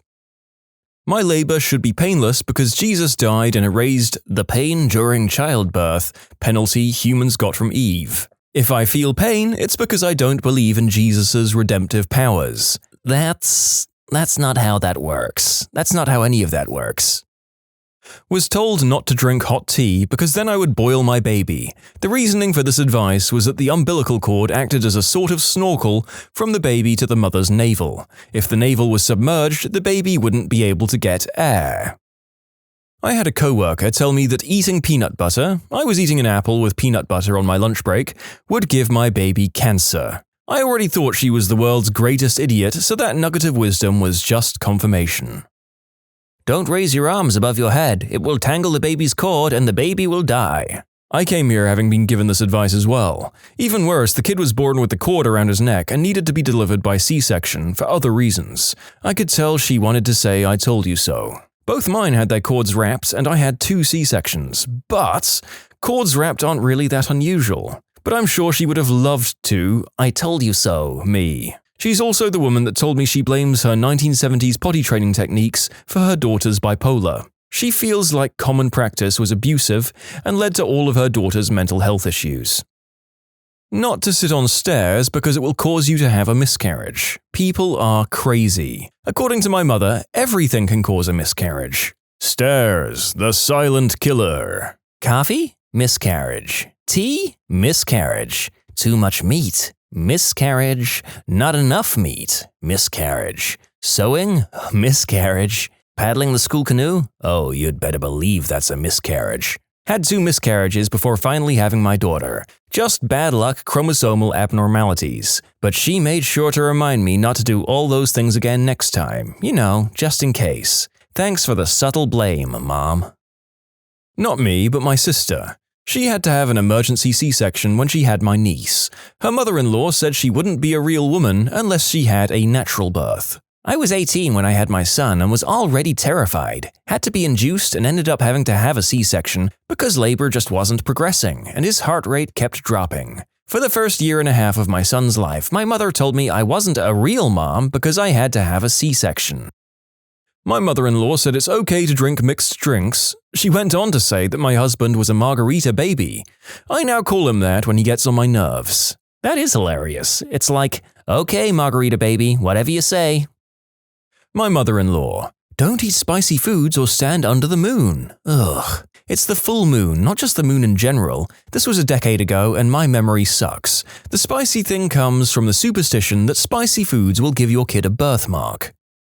On my very first OB visit, first baby, they handed me a book about month-by-month pregnancy and said that if I had any questions, to just refer to the book. Then I said, well, what if the baby… She cut me off right there and pointed to the book and said, it's in the book. I changed OBs. For those who are asking, my question was not in the book. I had questions about the baby being premature. My brother and I were born very premature and I was going to ask her about it. And my baby ended up being born 3.5 months early and I had a lot of complications prior to that. Being high risk is not fun. But he's healthy now. Wow, that is complete crap. Imagine if every doctor did that. What an idiot. Walks into doctor's office. Hey doc, I've been feeling nauseous and have had severe stomach pains for some time. Did you check WebMD? What? Did you check WebMD? Nah, I figure… I can't help people who won't help themselves.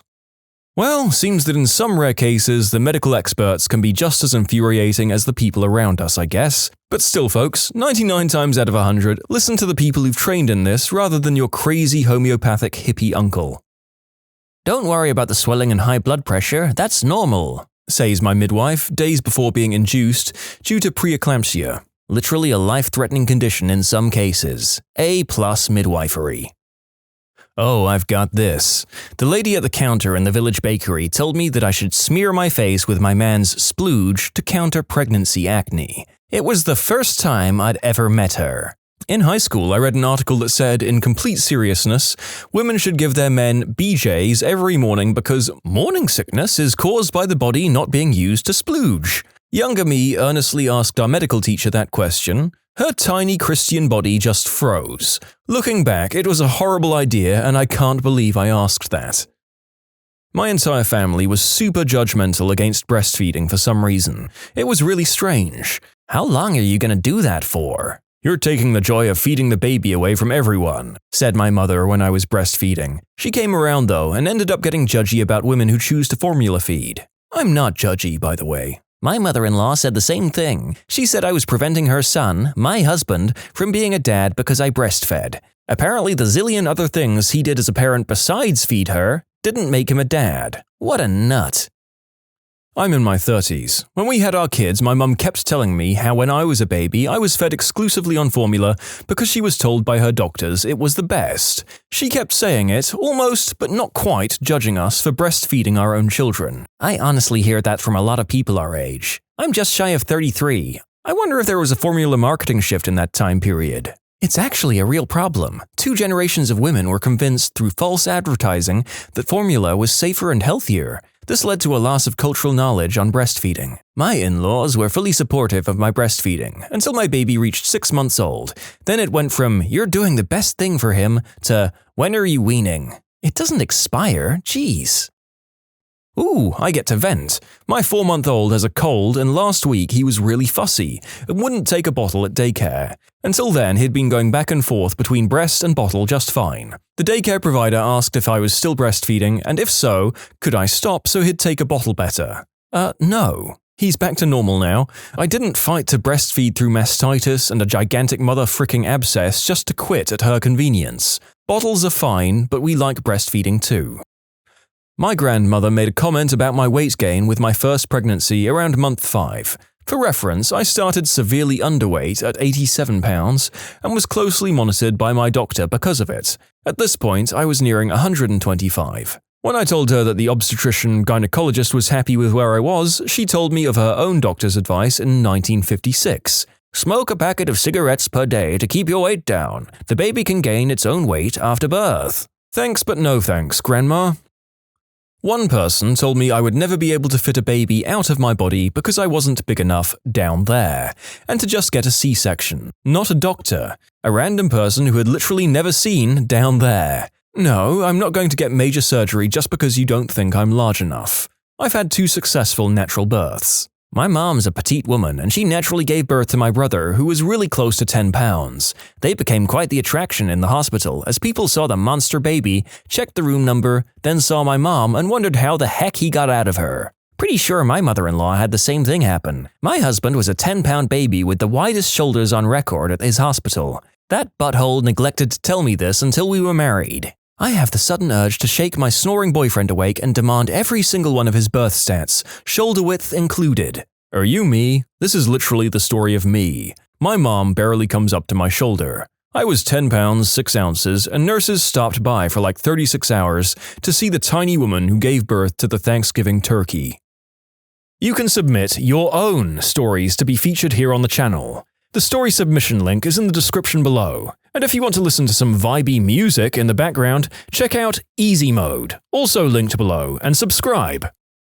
While pregnant with me, my mum was told that drinking beer would help her baby develop and be nice and chubby. I was 5 weeks early and barely 6 pounds. It could have been substantially worse. Apart from being a really small baby, I didn't have any fetal alcohol-related health conditions. Conversely, when my grandma was pregnant with my mum, her first, in the 50s, the accepted wisdom was that smoking while pregnant was a good idea for first-time mothers, because it lowered their birth rate, which was supposed to make labor and delivery easier. But low birth weight is extremely dangerous and makes the process harder. My mum was born 2 months early and weighed about 2 or 3 pounds. She was so tiny that my grandma dressed her in baby doll clothing and my mum spent her first month of life in the hospital's NICU. That's insane. I wonder what medical knowledge that's commonly accepted today will turn out in the future to have been disastrously wrong.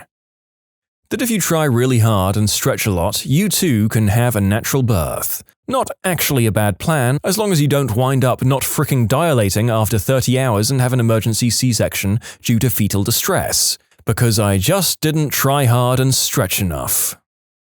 Taking a bath can cause a miscarriage. To be fair, it was from my husband's incredibly sweet grandmother who meant well. She was 92 years old at the time and hadn't been pregnant in a very, very long time. She also had a good number of miscarriages. My father-in-law and his sister are 15 years apart in age, so I think she was coming from a different place than most.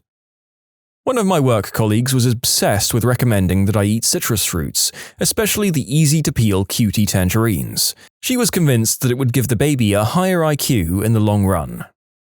So not really about pregnancy advice, but someone told me to put baking soda in a cup and pee on it first thing in the morning. If it fizzed, I was pregnant with a boy. If it did not fizz, I was having a girl. If it didn't involve literal baking soda, this sounds like some of the kind of medieval tests people would conduct on themselves way back when. Like peeing on a potted seedling and its growth determining whether you're fertile or not. Silly idiots.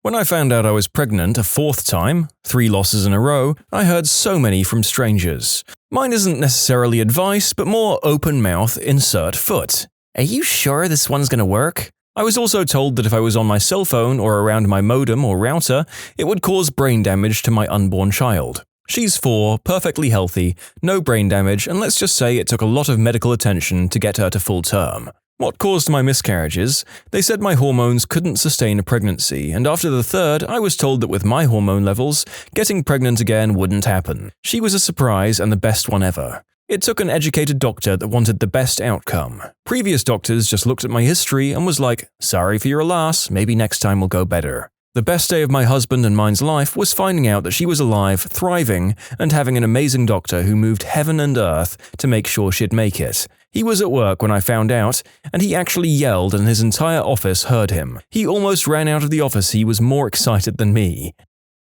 Sitting with my legs crossed will cause a miscarriage. Don't take a bath, it'll cause a miscarriage. Lifting more than 5 pounds will cause a miscarriage. Wearing tight-fitted clothes? You guessed it, miscarriage. Spicy food could cause a miscarriage. I worked retail. A stranger informed me that morning sickness and smell sensitivity isn't real while I was heading to the bathroom to throw up. Also had a customer tell me that the baby isn't actually affecting my bladder. Had a third customer tell me not to drink tap water. Can't remember why, probably causes miscarriages. My cousin tried to tell me that I had morning sickness because it's God's way of telling a woman she isn't ready for a baby. Had an anterior placenta, so we couldn't feel kicks until close to 30 weeks. My mum said there was no such thing and the reason we couldn't feel kicks is because I was fat. In conclusion, literally everything causes miscarriages and morning sickness is a lie.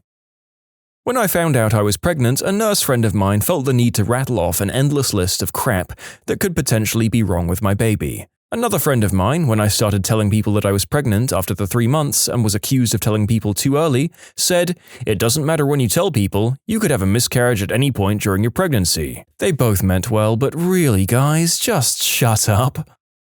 My grandma constantly told me not to argue with my husband because it would cause the baby to be fussy and difficult. Frozen cabbage leaves in the bra to help with swelling and pain due to breastfeeding. While it did feel awesome for the whole minute or so that they stayed frozen, they eventually turned to mush and made a mess. Advice I wish someone had given me: get a mattress protector, not just for when your water breaks. Carrying a big baby next to your bladder means the act of rolling over in a bed can cause leakage. And if you're too tired after the birth to take the baby to a changing table or the floor, you're going to want a layer of protection on your mattress. Soon as that diaper is off, the baby will projectile poop. Sheets and walls can be washed, but mattresses can't. Poop explosions are real. Prepare yourselves. Now I want to add a really good mattress cover or pad to my registry. And make sure you register for 2. When the baby pees all over the bed at 1 a.m. or your milk leaks everywhere in the middle of your night, you need a backup mattress protector for when the first one is getting washed. My mum was talking to my paternal grandma while pregnant with me, then winced because I was kicking her ribs. My grandma told her to swat it so it'll know. She wanted my mum to spank fetus me through her own belly for kicking her. After my mum told us that story, swat it so it'll know became a common response anytime someone was complaining about something.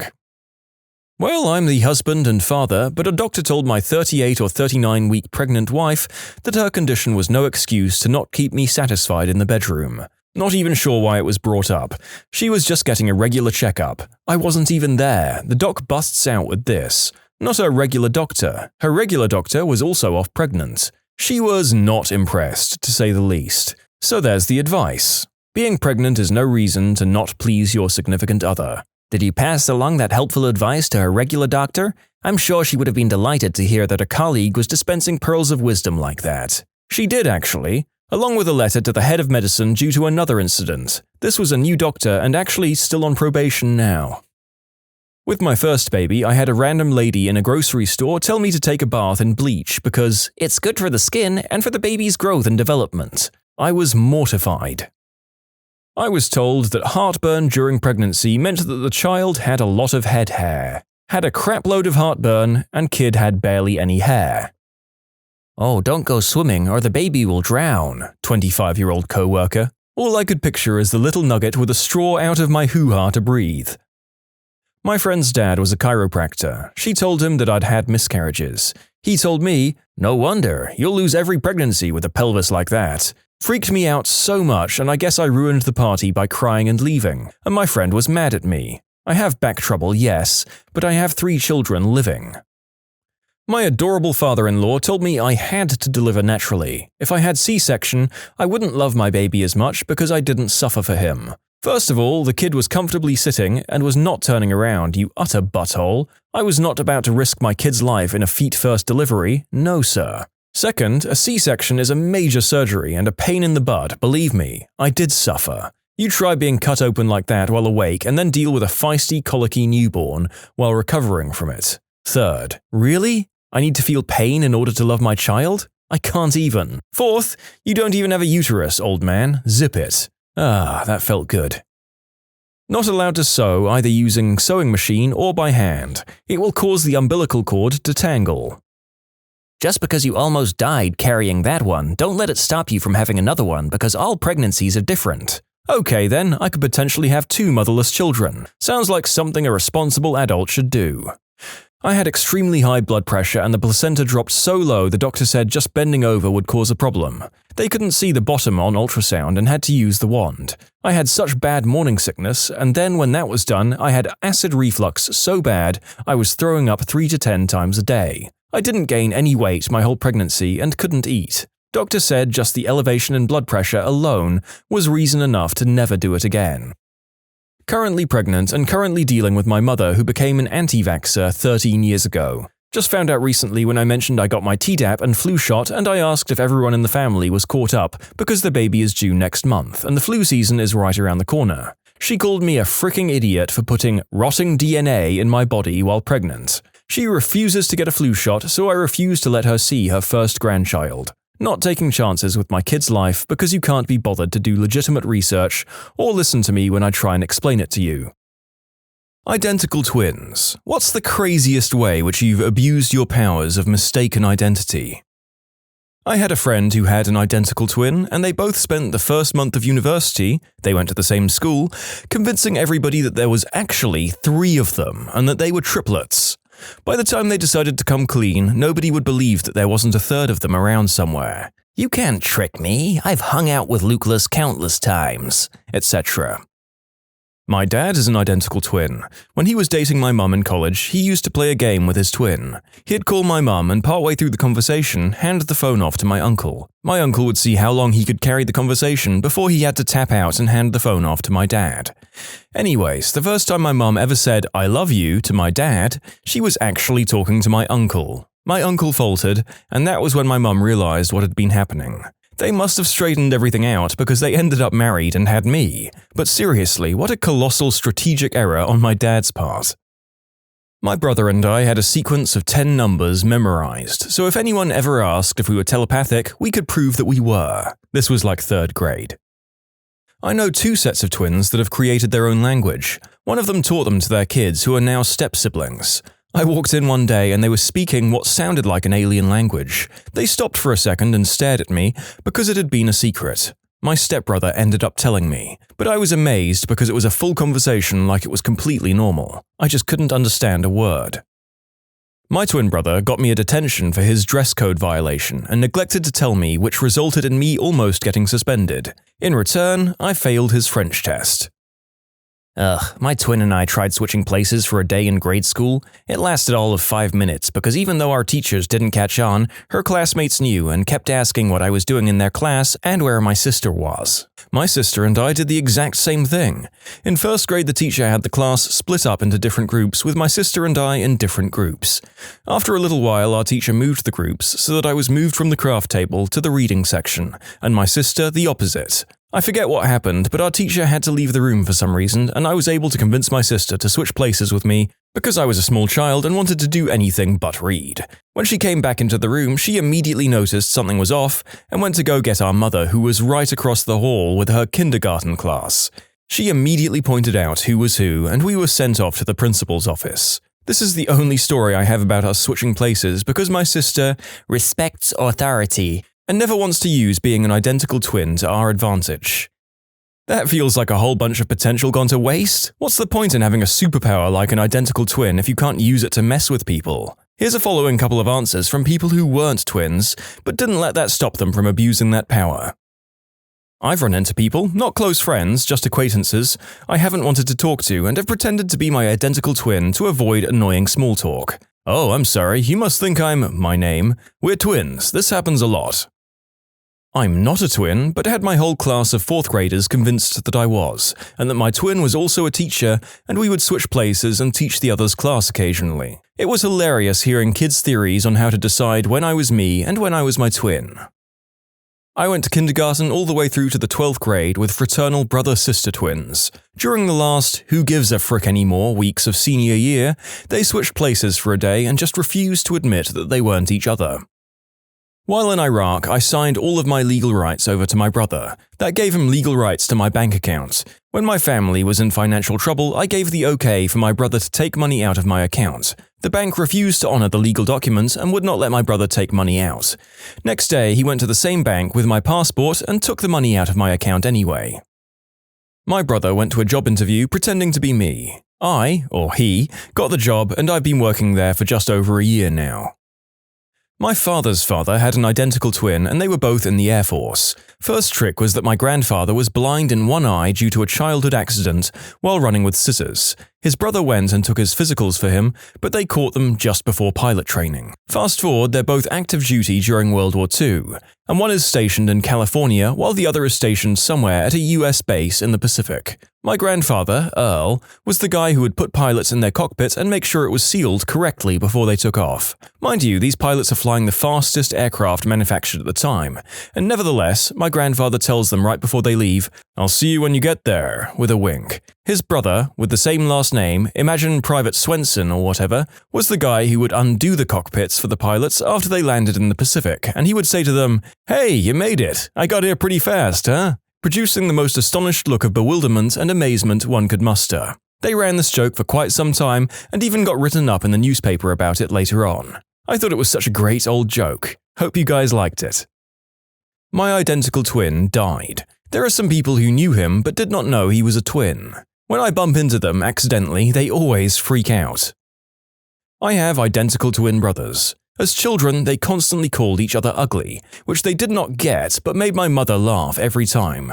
They still do it today, mostly as a dumb old joke. One of my nicknames for my twin is ugly. Some of the others are Lefty and Spare Parts. When I was younger, me and my non-twin sister convinced our younger sisters, who are twins, that everyone in the world is born a twin, so you've got spare parts if you have an accident. We made up stories about our own twins and how much we missed them, but how they'll always live on as our lung or whatever. Then we asked them which one of them was the spare. Twins fighting is brilliant. They're so evenly matched.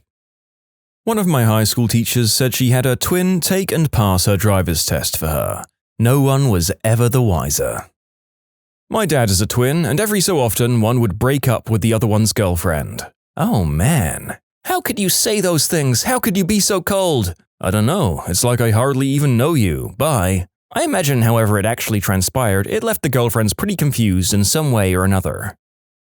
I went to a convention with two friends who were identical twins. They dressed the same one day, hoping to throw people off and have some laughs, which worked perfectly, at least until they got separated. Then they both ended up going around in circles using the "Have you seen someone who looks exactly like me?" line to try and find each other.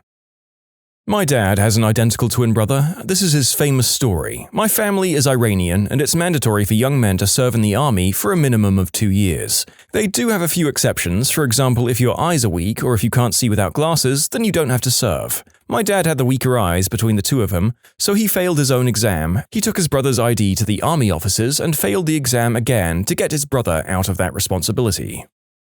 I'm reminded of a story I saw here on Reddit about a really old man who was with his wife for like 50 years, eventually ends up passing away, and without ever having told anyone he had an identical twin. So his brother shows up to the funeral and chaos ensues. That would be an awesome story, like if the other old man's life is in shambles at the time, so he shows up and then decides to keep playing his brother, who's extremely successful and loved all over town. He fakes everything by acting hella confused about the funeral. I don't know, just a thought.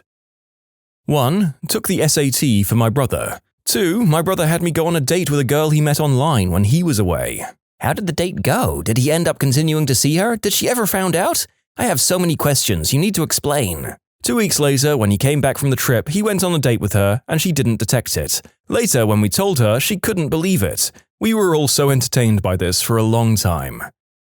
There are some questions that the poster of the story never answers satisfactorily. How did the date go? Did she stay together with the original brother? Or the second one? Think of us nosy weirdos reading your stories when you post them.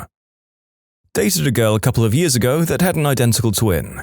They said they'd switch class schedules for a day and stuff like that for fun. I was able to tell them apart due to the way that they presented themselves. Everyone has slightly different facial expressions and stuff like that. For fun, my girlfriend would leave the room I was in and her twin would sometimes come in and pretend to be her.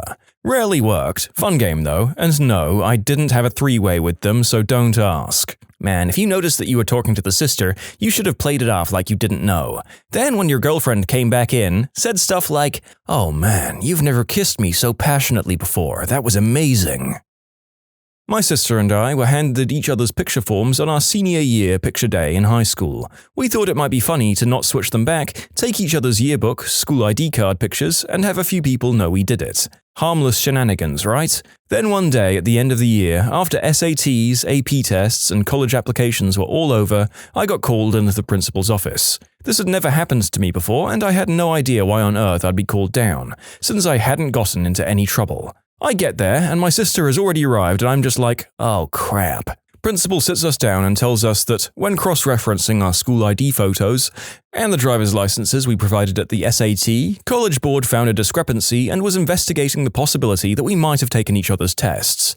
I hadn't even thought about that being a possibility, and all the blood went to my stomach. My sister and I freaked out, and as calmly as we could tried to explain what we thought was a harmless prank. But he kept a straight face and insisted that if there was any possibility that we switched tests, our scores would be invalidated. After about 10 minutes of explaining and reasoning with him about how we'd comply with any investigation, but we swear we took our own tests and so on, he calmly told us it was all a joke. I felt like I was going to pass out. He was laughing his butt off and saying things like, "Got you good," and reassuring us that everything was fine and that we should go back to class. Turns out that since we have family in the school district, the principal had heard that my sister and I switched and decided it would be brilliant to make us think our futures were in danger. In his defense, it was an objectively fantastic prank, and his delivery was so level and authoritative, it at no point occurred to us that College Board doesn't reference yearbook photos to confirm identities. Props to him for creativity, but what goes around comes around. In conclusion, sister and I switched places on a yearbook day.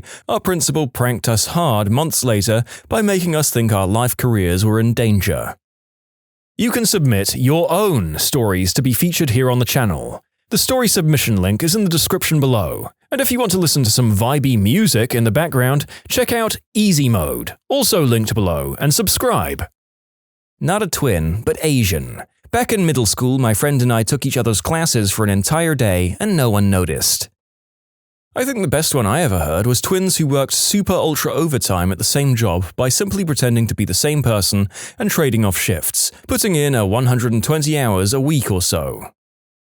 A teacher of mine who's a triplet told us that once she took an exam for her sister that she already took and studied for, got an A- for herself and an A for her sister. And the third triplet got a D because the other two excluded her from the scheme. Honestly, being an identical twin is not so much about cool pranks as it is responding to people who ask, "Why are you so nice to them in chem class and then totally ignore me when I try to talk to you in English?" Or this, most common problem, "Guy, hey, what's up? Love the new hair." Me internally, "Do I know this guy? I didn't do anything special to my hair. Who are you? I can't remember who anyone is." Then out loud, "Hello." Guy, "How brutal was that test the other day, right?" Me internally again, "Maybe he's in my psych class? Wait, did we even have a test? Maybe just go along with it." "Oh, I am totally screwed for next week." Guy, "Next week? The final's not until the end of the quarter." Finally, "Oh no, he thinks I'm my twin. Should I say something? That'd be awkward. I'll look like an idiot for just pretending to know him. He might get embarrassed. Maybe I can just wing it and no one will have to know that I'm me." At this point in the conversation, I decide if I should continue to be my twin or reveal myself. This is definitely my fault, in part, because I'm so bad at remembering faces. People in my classes, people at bars, people from past classes. I'll meet people on a smoke break and find out that, to my surprise, they've been sitting the next table over from me for a few weeks. Add twinliness into the mix and it's so awkward. Imagine the "is he waving at me" feeling all the time. I get that, plus a conversation. If they ask for help or make it obvious that they just want to chat, I tell them I'm the twin. My brother and I went to different colleges and didn't generally reveal to the friends we made that we each had a twin. One day, a group of people approached me in the street, calling me by my brother's name and asking me if I'd like to join them in the pub. I knew that my twin brother was already at the pub, so I said I'd bet them free drinks if I beat them to the pub in a foot race, even if I gave them a head start. They agreed and ran off at top speed while I stood there casually checking my watch and buffing my fingernails on my lapel, only for them to arrive exhausted and find me standing at the bar, drink already in hand. It's doubly impressive that he managed to change clothes on the way to the pub. I have a twin sister. I'm a guy. My little brother was born 2 years later on the same day. However, now that we're older, we look practically identical, close enough to fool his kids at least. When we do stuff together, we often get asked if we're twins. I answer yes, he answers no. This will need some backstory. My wife is a twin. Her sister and her both work at the same camp. My wife worked at the camp during the school year, while my sister-in-law worked during the summer when there was a lot more staff. Basically, they were trading places all the time, but staff of the camp would change during those times as well. Summer staff versus non-summer staff. So it was never really an issue. My wife worked mostly in the kitchen, while her sister worked as a counselor. Generally, the two were never seen together when they were both working there. It should also be said that my sister-in-law was often mistaken for a few other people around camp anyway, which only helped the situation in the end. At the end of the week, the groups of campers would do skits. One group of campers decided their skit would be about a machine that would multiply things. So my sister-in-law decided to help them out. The skit came down to the campers saying that my sister-in-law was such a hard worker that she needed a clone to help out around camp. At this point, the campers in this particular group knew about her twin, but most of the other campers did not. They turned on the machine and put my sister-in-law in. Out came her and a boy that had the same hair color and style, but that wasn't quite right. They got rid of the boy and put her back in. Out came a girl with a different hair color, but at least it was a girl this time. Next, the machine spit out a girl with the right hair color but not quite the same build. The fourth time, the machine spits out my wife. Being a nearly identical twin, this basically blew the audience away. In conclusion, my wife and sister-in-law freaked out some kids and even some adults with their shenanigans. What you guys don't understand, and maybe some other twins can back me up here, is that it's not so much tricking the teacher when switching classes as it is keeping all the other students quiet about it, since they can usually tell right away. At least for me and my brother anyways. My sister and I have picked on my partner quite a bit. We've tricked him in mostly harmless ways, but it's fun to watch his reaction. Other than that, we've always had the same schedules at school, so we haven't really taken advantage of our twin powers. I'm curious to see other responses. I dated an identical twin in high school, and I was always terrified that they would frick with me. The only way that I could tell them apart was because my boyfriend had a dot on his forehead. But what if they'd drawn one on the other twin, and had him pick me up just to mess with me? Ah, the anxiety. Note to self, never date twins. Or perhaps I'll end up meeting someone that has a twin without telling me in any case, and then the charade will go on even longer. Oh god, this is terrifying. I worked in a locked psychiatric ward while my twin brother works in a local emergency room. According to him, he has had at least 2 scary as frick psych patients come up to him saying, "Hey John, you crazy frick, how are ya?" And then ensues a long, scary conversation that he is not me in. I knew a pair of identical twins in high school who fricked with people all the time. I quickly learned how to tell the difference out of self-defense, and they always gave me grief for ruining their fun. We'll call them Steve and Dave. Anyway, here's the story they told me. At their high school, they were both starters for the football team. One was a running back and the other the fullback. For 4 years, Dave blocked for Steve, as Steve got the yards, the touchdowns, and the records. In the final game of their senior year, they switched jerseys without telling their coach, and for one game, Steve blocked for Dave. Dave set the school single-game rushing record under Steve's name. Because they were blabbermouths, the story got out and the coach was teed off at them for lying and for making him look like he'd put the wrong brother at the running back the whole time. I had a good friend growing up whose dad was a twin. A group of us girls went to the movies one night. Twin's dad's daughter goes to the bathroom while we wait for her in the lobby. Wouldn't you know it, not even 5 seconds later, we see her dad in the distance holding hands with another woman. We start freaking out, thinking we've caught her dad cheating. Friend comes out and we explain the situation, ready for battle. She laughs and says, "Oh, that's my aunt and uncle." Then she goes up to them and gives them a hug. My twin sister and I aren't really able to fully utilize our ability due to not living with each other for most of our lives, but we do like to have fun with it. If we visit each other's town with a new group of friends, we'll switch places with one another and always make the newcomer look like they're amazing at figuring out random tips and tricks of the city. On a more serious note, my sister and I switched places about 8 months ago in order to save her from a terrible boyfriend. My sister is too sweet to her to fly, but she really needed to dump this guy, so we switched places. I met up with the jerk at the bar and told him very honestly that him and I, my sister, couldn't be together due to his abusive nature. Not identical, but fraternal, still both girls, which makes more alike than not alike. We would usually say things at the same time, but that was a coincidence. When we realized this, we started doing it on purpose to creep people out, and it really creeped them out. One especially that I remember was in 8th grade. A dude always told my sister she confused her with me, so we knew that if he saw us together, he would say something along the lines of, "You're totally identical." So the time comes and he says that, so we go and say at the same time, "What are you talking about? We're totally different." The look on his face was priceless. I wish I could have recorded it. This doesn't really go with abusing my powers of identity so much as going out of my way to not be mistaken as my twin sister. She dated some D-bag in high school who literally could not tell us apart at all. He began pursuing her, but since he was an idiot, he didn't even really take the time to get to know the difference between us two. He would mistakenly hug me, or be flirty, or check me out, or call my sister's name, all while my twin was standing 1 foot away. It became too awkward for me to the point where I just completely ignored his presence and didn't make eye contact when he was around, so he'd finally stop mixing us up. Sometimes that didn't work, so I would immediately sarcastically insult him and throw in a couple of dudes and bros to solidify the fact that I was the non-romantic twin.